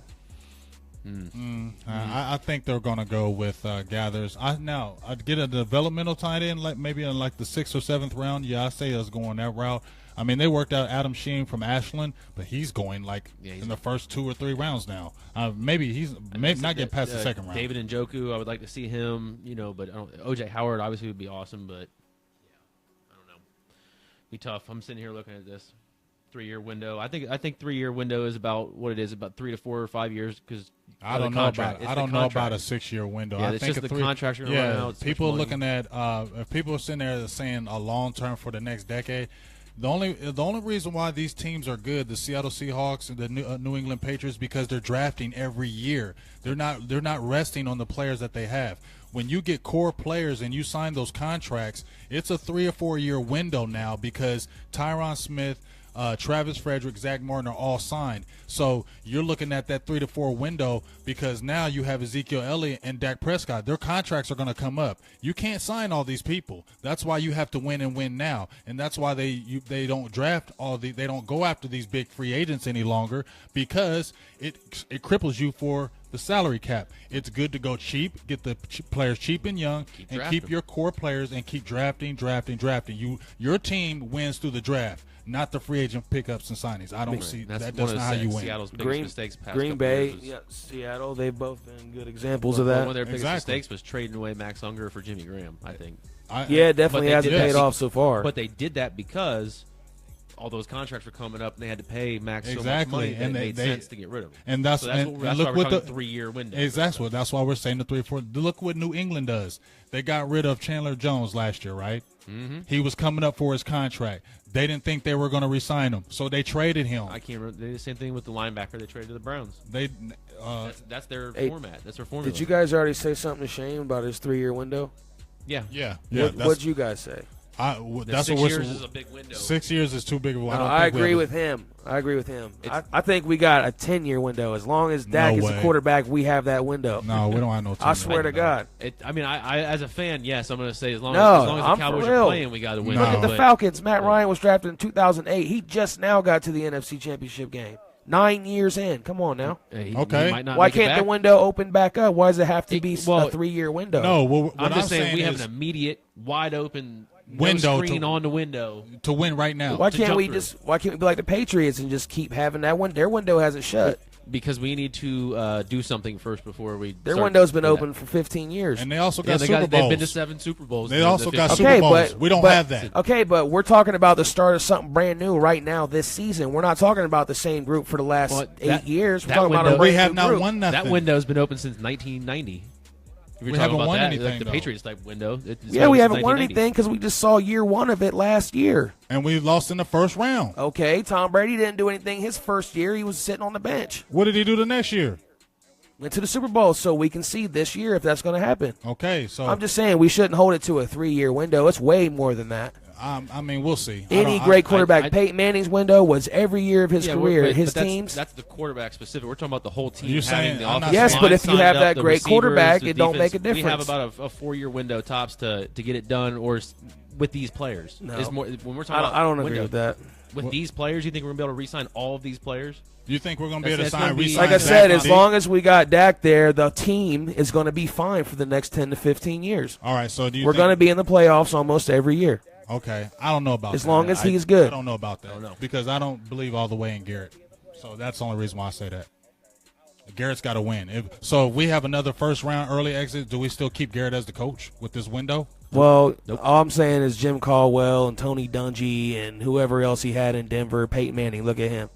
I'm just saying your quarterback can be that guy and make that difference. I hear what you're saying. I don't want to compare Dak to a Hall of Fame quarterback just yet. No, not yet. But we're all talking hypothetical here. The 3-year window is a hypothetical thing because we don't know. Yeah, okay. But there's no tangible windows ever. So we're just kind of using it as we have these players signed up for about 3 to 4 years. We have a chance to make playoff runs. Look, I think most people probably agree with me on this. I mean, this is not the fan talking. This is reality. This is Tom Brady. This is Peyton Manning. This is all the great quarterbacks. Right, but you're naming great quarterbacks. You're naming off first round quarterbacks, dude. You're naming off first round all world quarterbacks. We don't know if Dak is that yet. He had a phenomenal year, and I love Dak. No, we don't know that yet. So why are you giving him a 3-year window then? Because you don't know. What I'm saying is because we just signed up these major players. Who Zach Martin? You have those guys. So now you have that that window right now. You don't think we're going to be drafting another lineman and replace them eventually? It took us 20 years to get these ones. What happens if we lose Zach Martin? All right, but we're talking about how we're a different team now with Stephen Jones. Right. So this is a whole new thing. And in the next 3 we to 4 can't base years, it on the last era. Right. So in the next 3 to 4 years, we need to capitalize. But I hear what you're saying about the quarterback position, that it can be set every single year because as long as you have a really good quarterback, you'll be able to compete. But I'm saying all these other contracts are going to come up, and you have to be able to make something happen now because injuries can happen. Anything can happen every year. Like what happens if this year we lose a Travis Frederick, our center? Right. What happens if we lose a Zach Martin the whole year? You don't know that. I honestly thought we had a 10-year window with Romo. And it's gone. Every year of Romo's career was an opportunity, and we still haven't won anything. That's why. But my point is, the window was 10 years more of a. Romo's window was about 12 or 13 years. Okay. I'm just saying, assuming that Dak is a good quarterback like that. Right. Okay. I hear what you're saying. No, Russell, it doesn't count. Still first round that we played and we lost. I get what you're saying, but no. He said losing the first round count. No, the bye doesn't count. I'm just saying, 3 to 4 window just feels small. I think it'll take 3 to 4 years before we're even to that point where we can start winning a bunch. I think we're there right now. I think Romo basically opened this window for us right now. He got the whole team ready to go. Dak's now the one that's trying to just kick the screen out and get us to the glory. I think the team is built to win right now, and that's why I'm more saying 3 to 4 year window than 10. We don't know what the team's going to look. The team is built to win right now. I think that's where I'm coming from too. The team is built to win now. Like we have the players to win now. I don't know we're going to look like 4 to 5 years. I don't know if those guys are going to be older because look at Travis Frederick, Tyron Smith, and Zach Martin. They're all in their prime years. They're 24, 20. They're like 25 and 26 years old. 4 or 5 years down the line, they're in their 30s. I mean, I can keep playing the devil's advocate on this all day because I can just tell you that we're just going to draft guys to replace them. And that's always been the plan. Ask Jerry how. No, it hasn't always been the plan because Jerry Jones has been messing you don't know if you're going to hit on the same type of players, though. You have guaranteed all-world players now. You're saying we can draft those players, but you don't know what kind of players they're going to be. Yeah, but we have those players right now. Yeah, we see the talent right now. So judge it on the current guy in charge, the current head coach. Let's take a look from when he started, and let's judge it on that. Let's not go before him.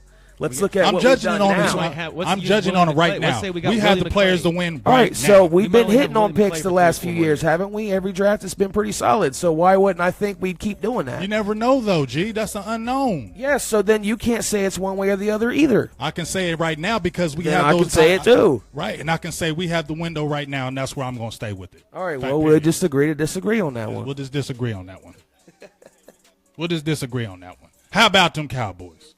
How about them Cowboys? See, we like it here, Cowboys fans. Y'all like my laugh? Y'all feel the heat through the phone? It was flame on up in here. I'm just sitting over here. I just want to give a big shout out to Degree for my deodorant working under the pressure there. I'm gonna cut that out.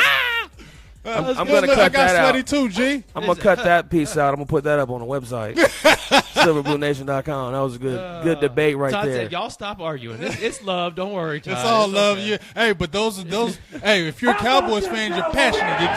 You can't agree all the time. Is that correct? Yes. We can't agree. We can't agree.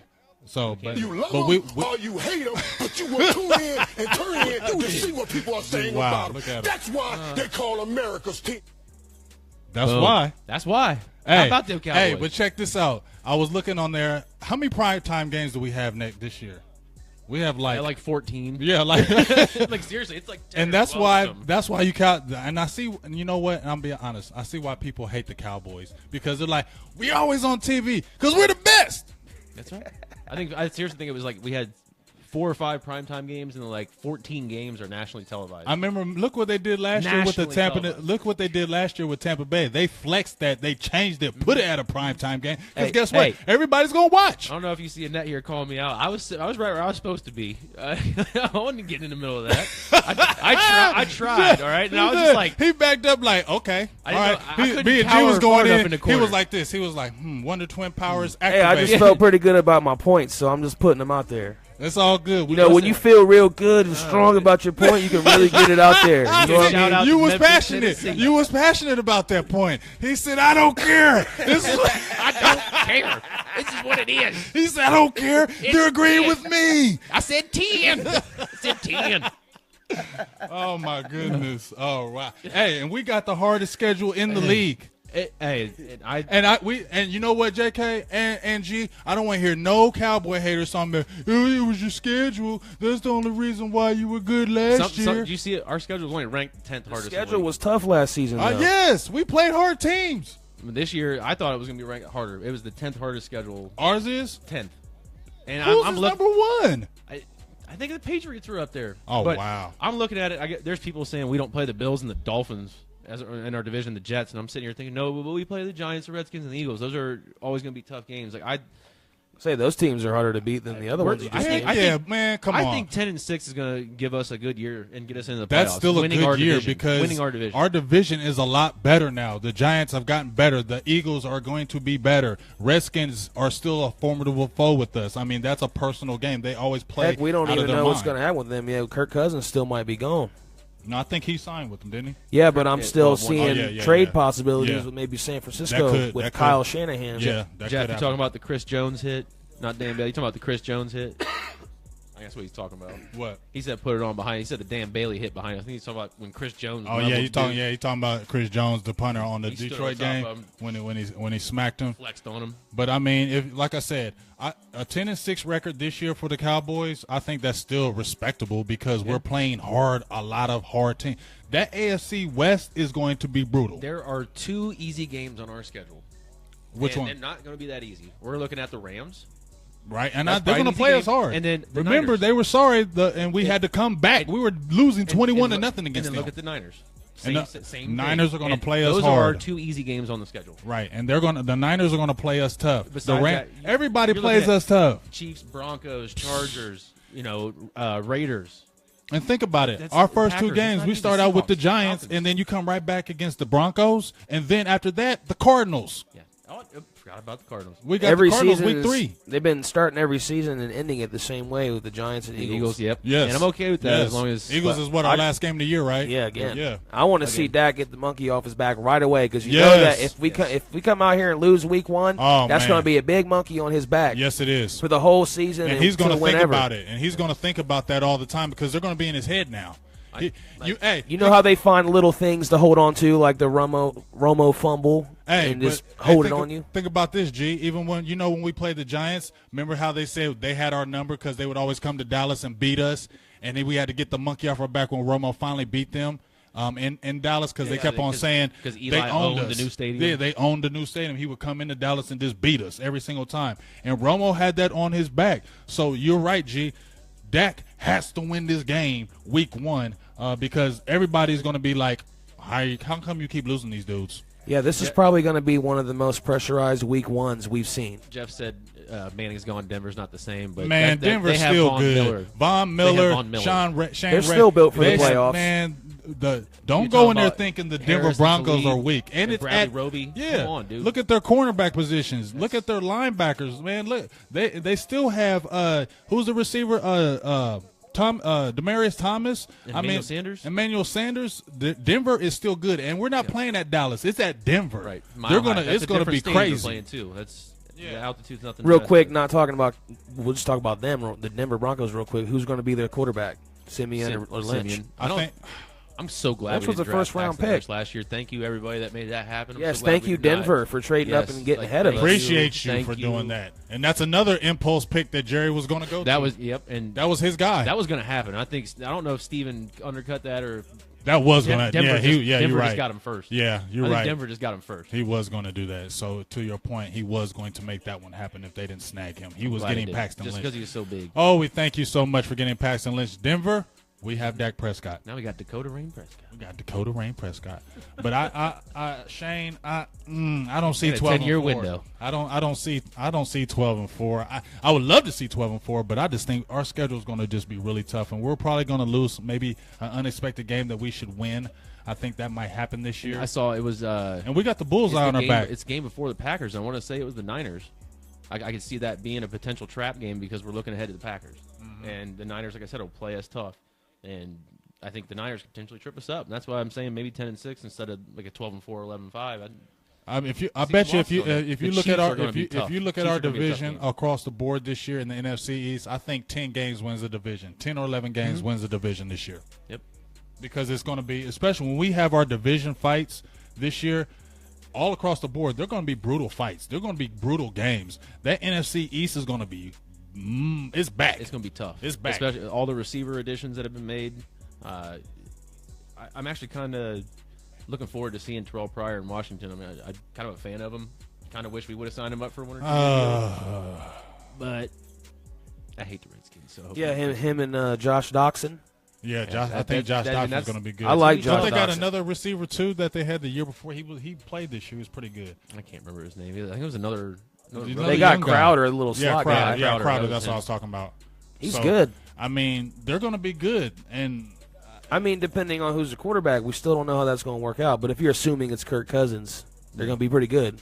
I love all you Cowboy fans on here. Whenever we get a hater on the show, I love how the Cowboy fans just sick them like an attack dogs. They were like, hey, this Cowboy Nation here. That's why I love you Cowboy fans. That's why I love all the Cowboy fans that are tuning in to us. We'd love to give y'all a shout out. We love all of y'all. And we love when the haters jump on here because we don't have to keep talking about them. We can keep talking about them Cowboys because we know them Cowboy fans is going to eat them up.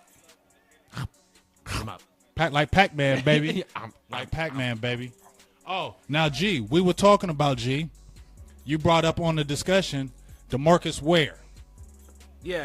It was one of the poll questions we put out there. Is DeMarcus Ware first ballot Hall of Famer? I mean, you and I talked about it a little bit throughout the week, but So I said yes, but I can see why he wouldn't be. because we were talking about Charles Haley, right? Charles Haley. That was the comparison. 'Cause Now, someone did said it Haley to me. just They get in, said or that is Charles he out? Haley. He wasn't the first ballot, but I don't think He just got in. Yeah, he got in just got recently. in. Marcus Ware was known Recently, yeah. for swinging his tallywhacker around the locker room. Either. He was in 13. Right. But So yeah, it took him a while to get in though. now let me ask you this: Bruce Smith did he get in first ballot? Yeah. I'm sure he did. Yes. Bruce Smith. Okay. I'm sure he did. I have no idea, but I'm sure. Yes, he did. Okay, because let's look at it like this.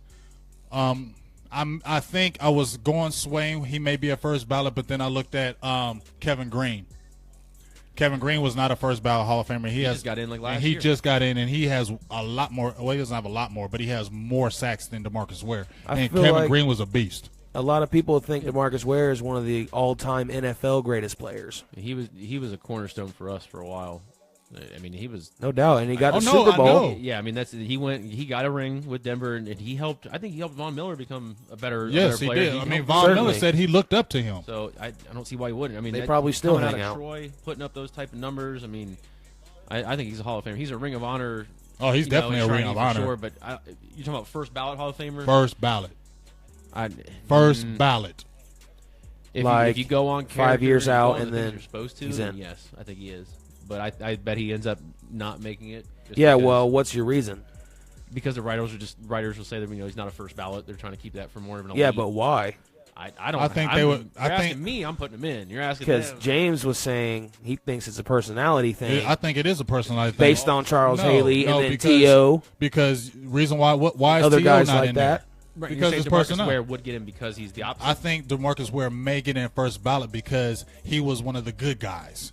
They'll look at him as one of the good guys. Charles Haley didn't get on there as because even with his Super Bowls because, like you said, people didn't like Charles Haley. Right. Charles Haley turned People don't like off. T.O. And that's why T.O.'s not in there. Not because of his numbers. People don't like him, and they want to punish you. And that's what happens in the Hall of Fame. You look at baseball, Pete Rose, any of those guys that did any kind of look. Why is Mark McGuire and Sosa and Barry Bonds? Those guys are not in there because we don't like you and we felt like you did something wrong, so you're gonna wait. It is like a good guy award. It's a good guy award. They punish you if you're not the likable player or the lovable player, but you're not getting in. Chris Carter ended up getting in. But look how long it took him. It took a long time because nobody liked Chris Carter. Exactly, but he still did end up getting in. But yeah, he should have been. He should have been a first ballot. Yeah, because of those numbers. Chris Carter was sweet. I'm one of those people that kind of feels like the Hall of Fame should be more of the way you carry yourself on and off the field. Actually, I'll say more of on the field. Never mind. I'm actually making my own. Yeah, I agree with what you're saying. You're just talking on the field. I see what you're saying, though. On the field stuff. Your off the field stuff shouldn't matter. Shouldn't dictate. Oh, so you're saying that? I actually, I counter. You're saying that it should not matter what they do off the field. It does, but it shouldn't, because you're playing a game. You know, what I mean, but I guess the way they're looking at the Hall of Fame is almost. But so many of them guys that are in the Hall of Fame you gotta have done character, wrong. good character to get in. Yeah. They're looking at character. Character weighs heavily in the Hall of of Fame. Yes, they're putting that as part. But O.J. Simpson's in the Hall of Fame. But that was before he did it. I know, but he was looked at as a great guy before that. The power to hey, we're going to take this bust down and just not kind of. I guess they could if they wanted to. Yeah, they could kick him out or something. It's still. You got voted in. It doesn't mean we can't take you out. They're in charge of this stuff, right? It to me is who they is who you like. If you had great numbers, are you likable? All right, that's so what I think of. With that argument, is DeMarcus Ware first ballot? Because he's a great guy. He does community stuff. He has a 20 sack season. I'm saying. I think they're going to hate on him. I think they're going to make him wait. I don't. Probably I just think because he's a Cowboy. I think because he's a Cowboy, they're going to hate on him. Oh, because I feel like the Cowboys get a lot of love, what team are though. you even a fan of? Yes, you're right. I don't think the Cowboys. I think the Aikman, Emmett, Irvin, all first ballot. I mean, right, you knew that, but I think if you look at 3 Super Bowls back in the day, Cowboys used to get a lot more love. I think a lot more people hate us now, and I think that just because I think DeMarcus Ware with the numbers and what he did for us should get you in there, but I think they're going to be like, you play for the Cowboys, you're going to wait 1 year. All right, so Shakrita, you're a fan of the Saints. Go away. It's a Cowboy show. That's cool. The Saints suck. Let's go ahead and give her one. You know what I'm saying? Because we always beat up on them anyway. Yeah, the Saints. We don't worry about the Saints. I mean, they got 1 Super Bowl with the Drew Brees. I remember. I wish Sean Payton was a Cowboy. But I also, okay. I also do remember when they were undefeated and we were in their house. Exactly. 2011. I think Romo did that to y'all it was too. 09. They Romo were 13-0. did that to y'all. They were 13-0. Exactly. Romo, Miles Austin was undefeated, and we went in there and whooped them Saints' tails. So no love to the Saints. Y'all ain't never no good. So we don't worry about the Saints. They ain't never no good. That's why they call you the Aints. And you have a coach that came from us. Exactly. He came from our lineage. So any success you do have, you got to give us credit for it. Exactly. So y'all are the Aints. See, here's the thing with the Cowboys. You ain't never seen us wear paper bags over our heads. You ain't never seen paper bags over our fans' heads. You know why? Because we win. See, y'all were the Aints for a very long time, and y'all wore paper bags. Why? Because y'all terrible. And if you're an organization that has paper bags over your head, there ain't no hope for y'all. Just became a fan like probably 2 years ago. Probably right after the Super Bowl, and then now I'm a Saints fan. Trell Manning said Irvin was a second ballot. I don't even think. I didn't know that. I don't even know if it was second. I thought he was. Was he later? I thought it was. Did he have to wait a while? Yeah, that's my fault for not knowing that. Why did he have to wait though? Cocaine and scissors. His off the field character His off stuff. the field character. That's why they made him, and I think that's why you see Aikman and Emmett get in there quicker because they didn't have the off field issues. And I think that's what they base it on. Yep. They really judge it on how you act and how you are in your everyday life, which I don't think should be, but that's the way it is. How many Super Bowls you got? Question for you, Screed. Do you have 5? It got quiet. Oh, yeah. Do you have 5? Yeah, but Shakrita, is that the Saints fan? Shakrita? Yeah. Mm-hmm. Okay, but how many? That doesn't even make sense. Like, y'all have 1 Super Bowl. Like, really? You sound like. How do we lose Super Bowls anyway? You mean we losing the Super Bowl? I mean, it's so funny because I love how the haters come always and they always go with our past. We don't mention our past. Like, when I talk about the Cowboys, I talk about the now. They're always talking about, you ain't won none in 20 years. What have the Saints won? Yep. You have 1 Super Bowl. Now you're good? Were you even in the playoffs last year? No. Oh well, we can move on. I think from we're giving her too much attention though. I was going to say the troll. we can move on. Yeah. So So we were on Bye, DeMarcus Felicia. Ware. We say that he will be, in fact, the first ballot Hall of Famer. I think they're going to make him wait because they're hating on Cowboys. He'll wait a year. JK, we both say wait. He'll wait, but he'll get in. I think he'll be a first ballot just because that's how they do it in today's NFL, in my opinion. Shout out to Laredo, Texas. How about Shout them out. Cowboys? How about All right, them so Cowboys? since we're still talking about Hall of Fame stuff, Jerry Jones is getting inducted this season. Why now, though? I don't understand why are they doing it now? Because we haven't done anything crazy the last few years, you know. It's just a lifetime achievement award. Yeah, I but think- why are they wait so long? Like, why couldn't he got it before? I just feel like I don't know. I think a certain I amount. think of, he's just getting old, and they want him to get in there, you know, like. Maybe he So he is can getting enjoy it a older. little bit? I think he was real brash his younger years, and I think maybe that turned people off. And I think now since he's tamed down a little bit and he's kind of given the reins to Stephen Jones, I think people are having more appreciative respect for him. Because he's been a mover and shaker in the NFL. He's done a lot for the He's whole done a lot game. for the No, league. don't get me wrong. I agree. yeah. He should be in. Yeah, I just don't get why it's taking so long. But- Why are they doing it? I just don't understand why right maybe now. it was his leading the path on these billion-dollar stadiums, and really setting that type of thing and just he changes stuff. So maybe people. Yeah, now all the new stadiums are looking like ours. Are looking like they all copied. I mean, they all copied his style. So no matter what you say about Jerry the only Jones, one's got a hole in the I mean, roof so God can watch. even I can get upset with Jerry Jones, but at the end of the day, I still love him as our owner because at the end of the day, he wants to win. Yep. And as long as you have an owner that wants to win and doesn't care about anything else but winning, then I always love that owner. No spend matter money. you're not gonna love everything the owner does. Everybody says he's in every interview. That's just who Jerry is. Like we know who Jerry is now. Right. He's 20 years in the game. We've accepted what Jerry is. Nobody hates on Jerry Jones being on TV all the time. We know that's our owner. He is never changing from that. But what we do love about Jerry now is that he is taking a back burner and letting other people take more control. And I think that's where you see maybe his age and things of that nature. Well, since you bring up that, we'll move right on into what kind of grade will you give the Cowboys offseason this year? Like, if you had to give them an A, B, C, D, or F, what grade would you give them? Yeah. Considering all the free agent losses and gains we just talked about. I'll give us a C minus. That's a good, Just honest average. opinion because I think a lot of people are going to say a B or an A. Yeah, I think I'm gonna give us a C If minus. I'm going Maybe B, close. it's going to be a B minus. Yeah, mine's a C minus. Well, I'm one of the ones that's going to give us an A because Ooh, and A. the reason is because I like how we're not doing anything crazy. We talked about it already. We're doing the smart things. We're not overpaying anybody. We're letting guys go who are underperforming. We're signing smart, low, payout deals. I'm putting it like a C, and then we'll see after the draft. And then Yeah, after the based on what draft. I they mean, then- we'll ask it again after the draft, but I'm talking about to this point right now, just based on the free agency and who we've lost and gained and any other moves that have happened, up to this point. I can see what you're saying with that. I like what we've done. We didn't go crazy in free agency. I feel like teams that do that sometimes mess themselves up. It does. And tend we've to done bite that them. in the I past. think we did a good job of that. We're sticking to if we're looking at that aspect. Yes, I think I'm talking about. I'm just looking at more of maybe however our you wanna losses look on- at it.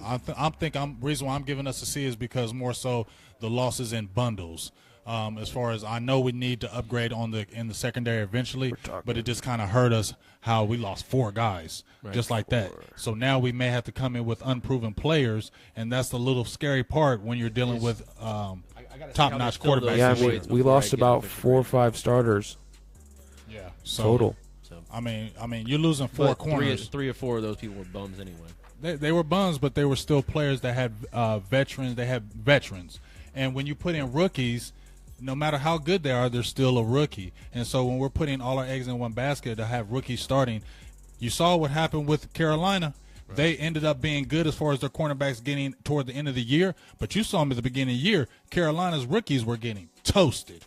Yeah, that could happen. I'm just saying could that's just happen. something to look It at. could happen, and we're putting a lot of bank on Anthony Brown. We are putting a lot of continuing to develop from where he was last year too. Yes, we're putting a lot of stock in that, but I think he will still continue to rise and grow. But as I said before, I'm worried about Scandrick because, like I said, he's down on the downside of his career now. To me, he's 30, injuries. I'm worried about him being healthy because, remember, he sat out like 4 or 5 games this year with hamstring injuries. So he wasn't like he played a full 16-game season this year. He had injuries, and then he had the blown Achilles. Now he's having little nicked-up injuries, and you don't all of a sudden getting healthier when you're 30. You start declining. And that's why when you look at the NFL, players don't get those big contracts when they're 29 and 30 years old because now you're in decline mode. So stay through the draft, stay building young, stay keeping those. But the counteraction of that is now you got rookies playing for you, and the experienced quarterbacks that we're going to be playing against this year, they're going to go after them. Yep. That's why we don't want them on an island. We want them playing in the slot and stuff and being able to develop. I kind of agree with you there, Jimmy, but we'll see. Yeah. So, I mean, we'll see with that. You guys want to play a little draft trivia? Yeah, bring this draft trivia. Now, before y'all. Let me explain you how I'm going to do it. Oh, it's going to be. He going to come with this tough stuff, man. No, it's not going to be that bad. It's gonna be bad. I mean, it's pretty. If you're a deep Cowboys fan, you should know most of them. Yeah. I'm just going I to go was doing back. good. I was doing good when you did me by myself. I'm going to go back here over the last 10 to 15 seasons. We'll just keep it there because, it's a little fresher for us. Everybody's, pretty fresh in these eras. For you. I'm going to fail miserably. I mean, if you know it, just throw it out there. Okay. So I'm just going to throw out a round in a year, and you tell me who was picked. Whew. Wow. Okay. Jeez. And if you don't know it, just guess. All right. And then Okay. we'll Round buzz you in or a give you a year. bell. Who was it? Okay. All right, so I'm going to start off in 2011, 6th-round pick. Oh, man. That's what? Oh, I'll even give you the position, wide receiver. 6th round pick, 2011. 6th rounder. Wide receiver. We got Dez in 2010. It's Beasley. No, Breeze was undrafted. What was the kid for Danny Cole? Williams. I guess I can give you guys some hints so you get it right. Not Terrence. He was a kick return man. Maybe I should give you some easier ones. Dwayne Harris? Yes. Okay. I like the clap. All right. Isaiah Stanback. All right. Back, yeah. So remember just think back to 2011. Okay. Okay, because I'm going to stick in this draft for a That second. was a long time ago. Really? Yeah. Yeah. Wow. Yeah. Damn, I remember drafts from like No, come with it. 99. Yeah, I mean, I remember too, him, but but- I remember when you were mentioning names and I was coming with positions. 2nd-round pick, 2011. Yeah, but I was giving you deep names. Right. Is that what you want me to do? I mean, you can give me them. I liked it better when you was coming with that because then I was coming with the name in the college. You know what I'm saying? But No, I was giving you the name, and you was giving me a position in college. I was giving you position in college. Is that how you want to do it? I mean, it's cool. I know. I guess we should have rehearsed a little bit. It's all good because people are jumping on here, so go with it. All right, let's go. Jamar Wall. Jamar Wall, cornerback, Wisconsin. He was No, you got the name right. He was from Wisconsin, cornerback. Texas Tech. Sure. Texas Tech. Jamar Wall. Oh, I know he was a corner. I don't know him. Okay. He bump. All right. I know you know this one, James. Let's see if JK knows. I never asked him this one. David Bueller. Bueller.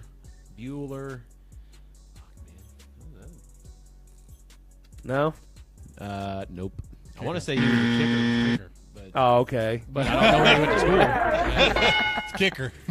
All right, this That's all ain't we're working doing. We're out. saying. I thought we were talking about when they were drafted. I have no idea. This ain't working out good. It's all good. I like it. Yeah, you guys think this is fun? Really? I mean, we were playing Shane, the other Shane got day. a kicker. From Shane got, USC. Shane got a kicker. Don't be Googling. All right. ain't Let's Googling. see here. Should I give you the year? I'm not sure. It ain't helping me much. Just go ahead. All right, let me just move on from this. Let me give you guys some over and under. This ain't working out. We probably should have rehearsed. Barber said next. All right, I put this one out on Facebook. Who's Dak, got the band hammer? Just get this out of here. 30 touchdowns for Dak. Over or under?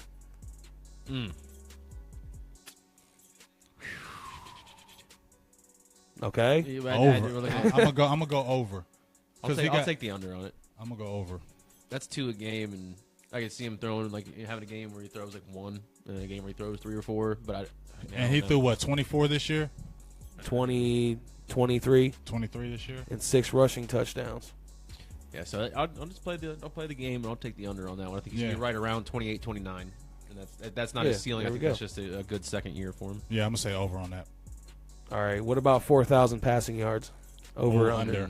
No, under. I go. He's gonna be right around it, but I think he's not gonna go. I over think that he's yet. gonna be like right around And 3,500. the reason why Zeke, Mm-hmm. he's just. I think he's gonna take too much. Yeah, I think he's gonna be like around 3,500. That's what maybe he might have one of those crazy years, but I think his second year is going to still be around 35 because I think Zeke's still going to have another monster And year. ask me like third, fourth year, I'm saying he should be, the 35, 40 touchdowns and 4,000 yards easily.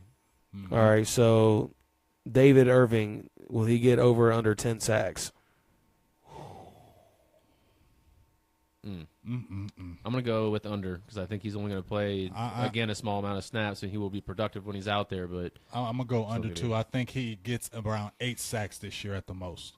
I think 8 sacks. So you think he plays a little bit more? Plays a little bit more, just, but I don't think he plays gets that about what 10 he's sack. doing, but he's not playing enough to get what he needs.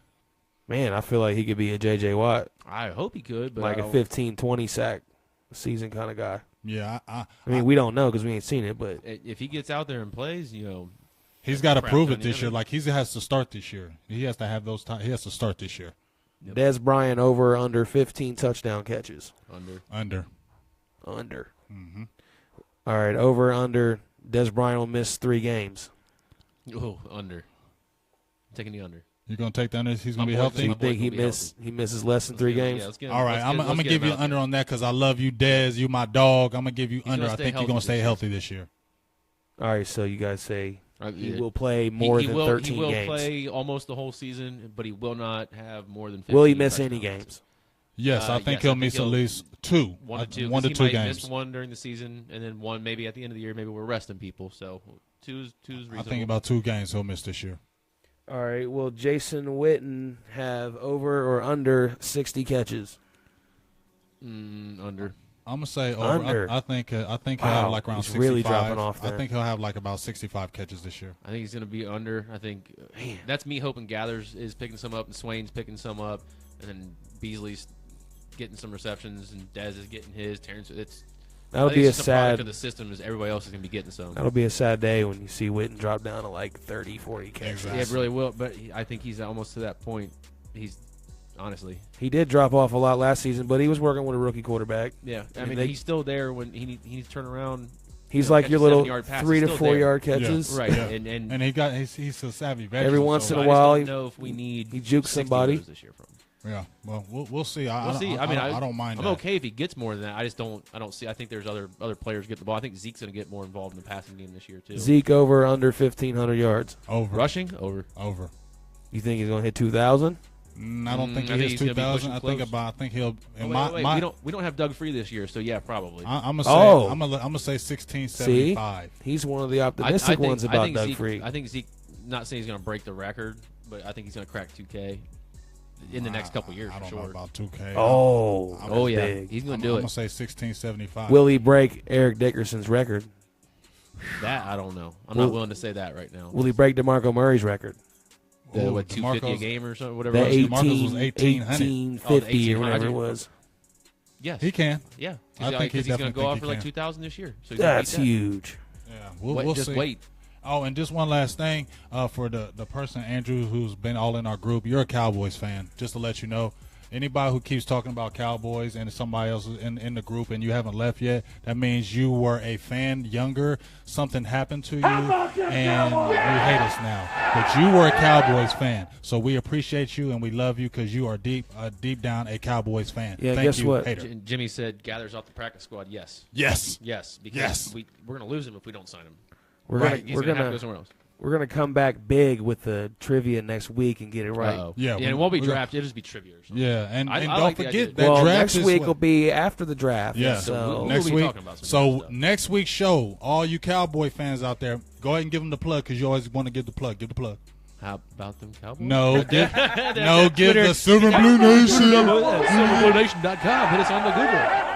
Wait, is that? hit us on Yeah, the that one. Google. I'm waiting for the Get plug so I hit can the say this. Facebook.com. Hit the, No, it's hit all the- good. hit Just the Twitter, everybody sees us right now on 17. Facebook Live. I mean, you know where we are. Facebook. We got the website, You got it. Get the links silverbluenation.com. through there. I mean, we got a Silver Twitter Blue page. Go check it out, SBNation17. If you are on Twitter, most people, I think, are on Facebook now. Yeah, Facebook, Twitter. So Hey, I but love don't Facebook. forget- Oh, Shakrita will be back too. We got a fan. Yeah, we got a fan. I love it. I'm See, looking forward to it. I I don't knew even you was a care. Cowboys I knew fan. you were a fan. Hey, Andrews, I knew you was a Cowboys fan. I love it. That's okay. Well, good. We'll bring you back to us. You can let go of your team and come on back to us because we still love you. But make sure you check in next week because it will be exciting because we'll finally know who we have. And then we'll be able to dissect the picks. We'll be able to dissect the players. Hey, do you see all these guys that are the quote-unquote the men on NFL.com? Half of them ain't even right on these mock drafts. Nobody knows. It's only the teams that really know who are going to do this.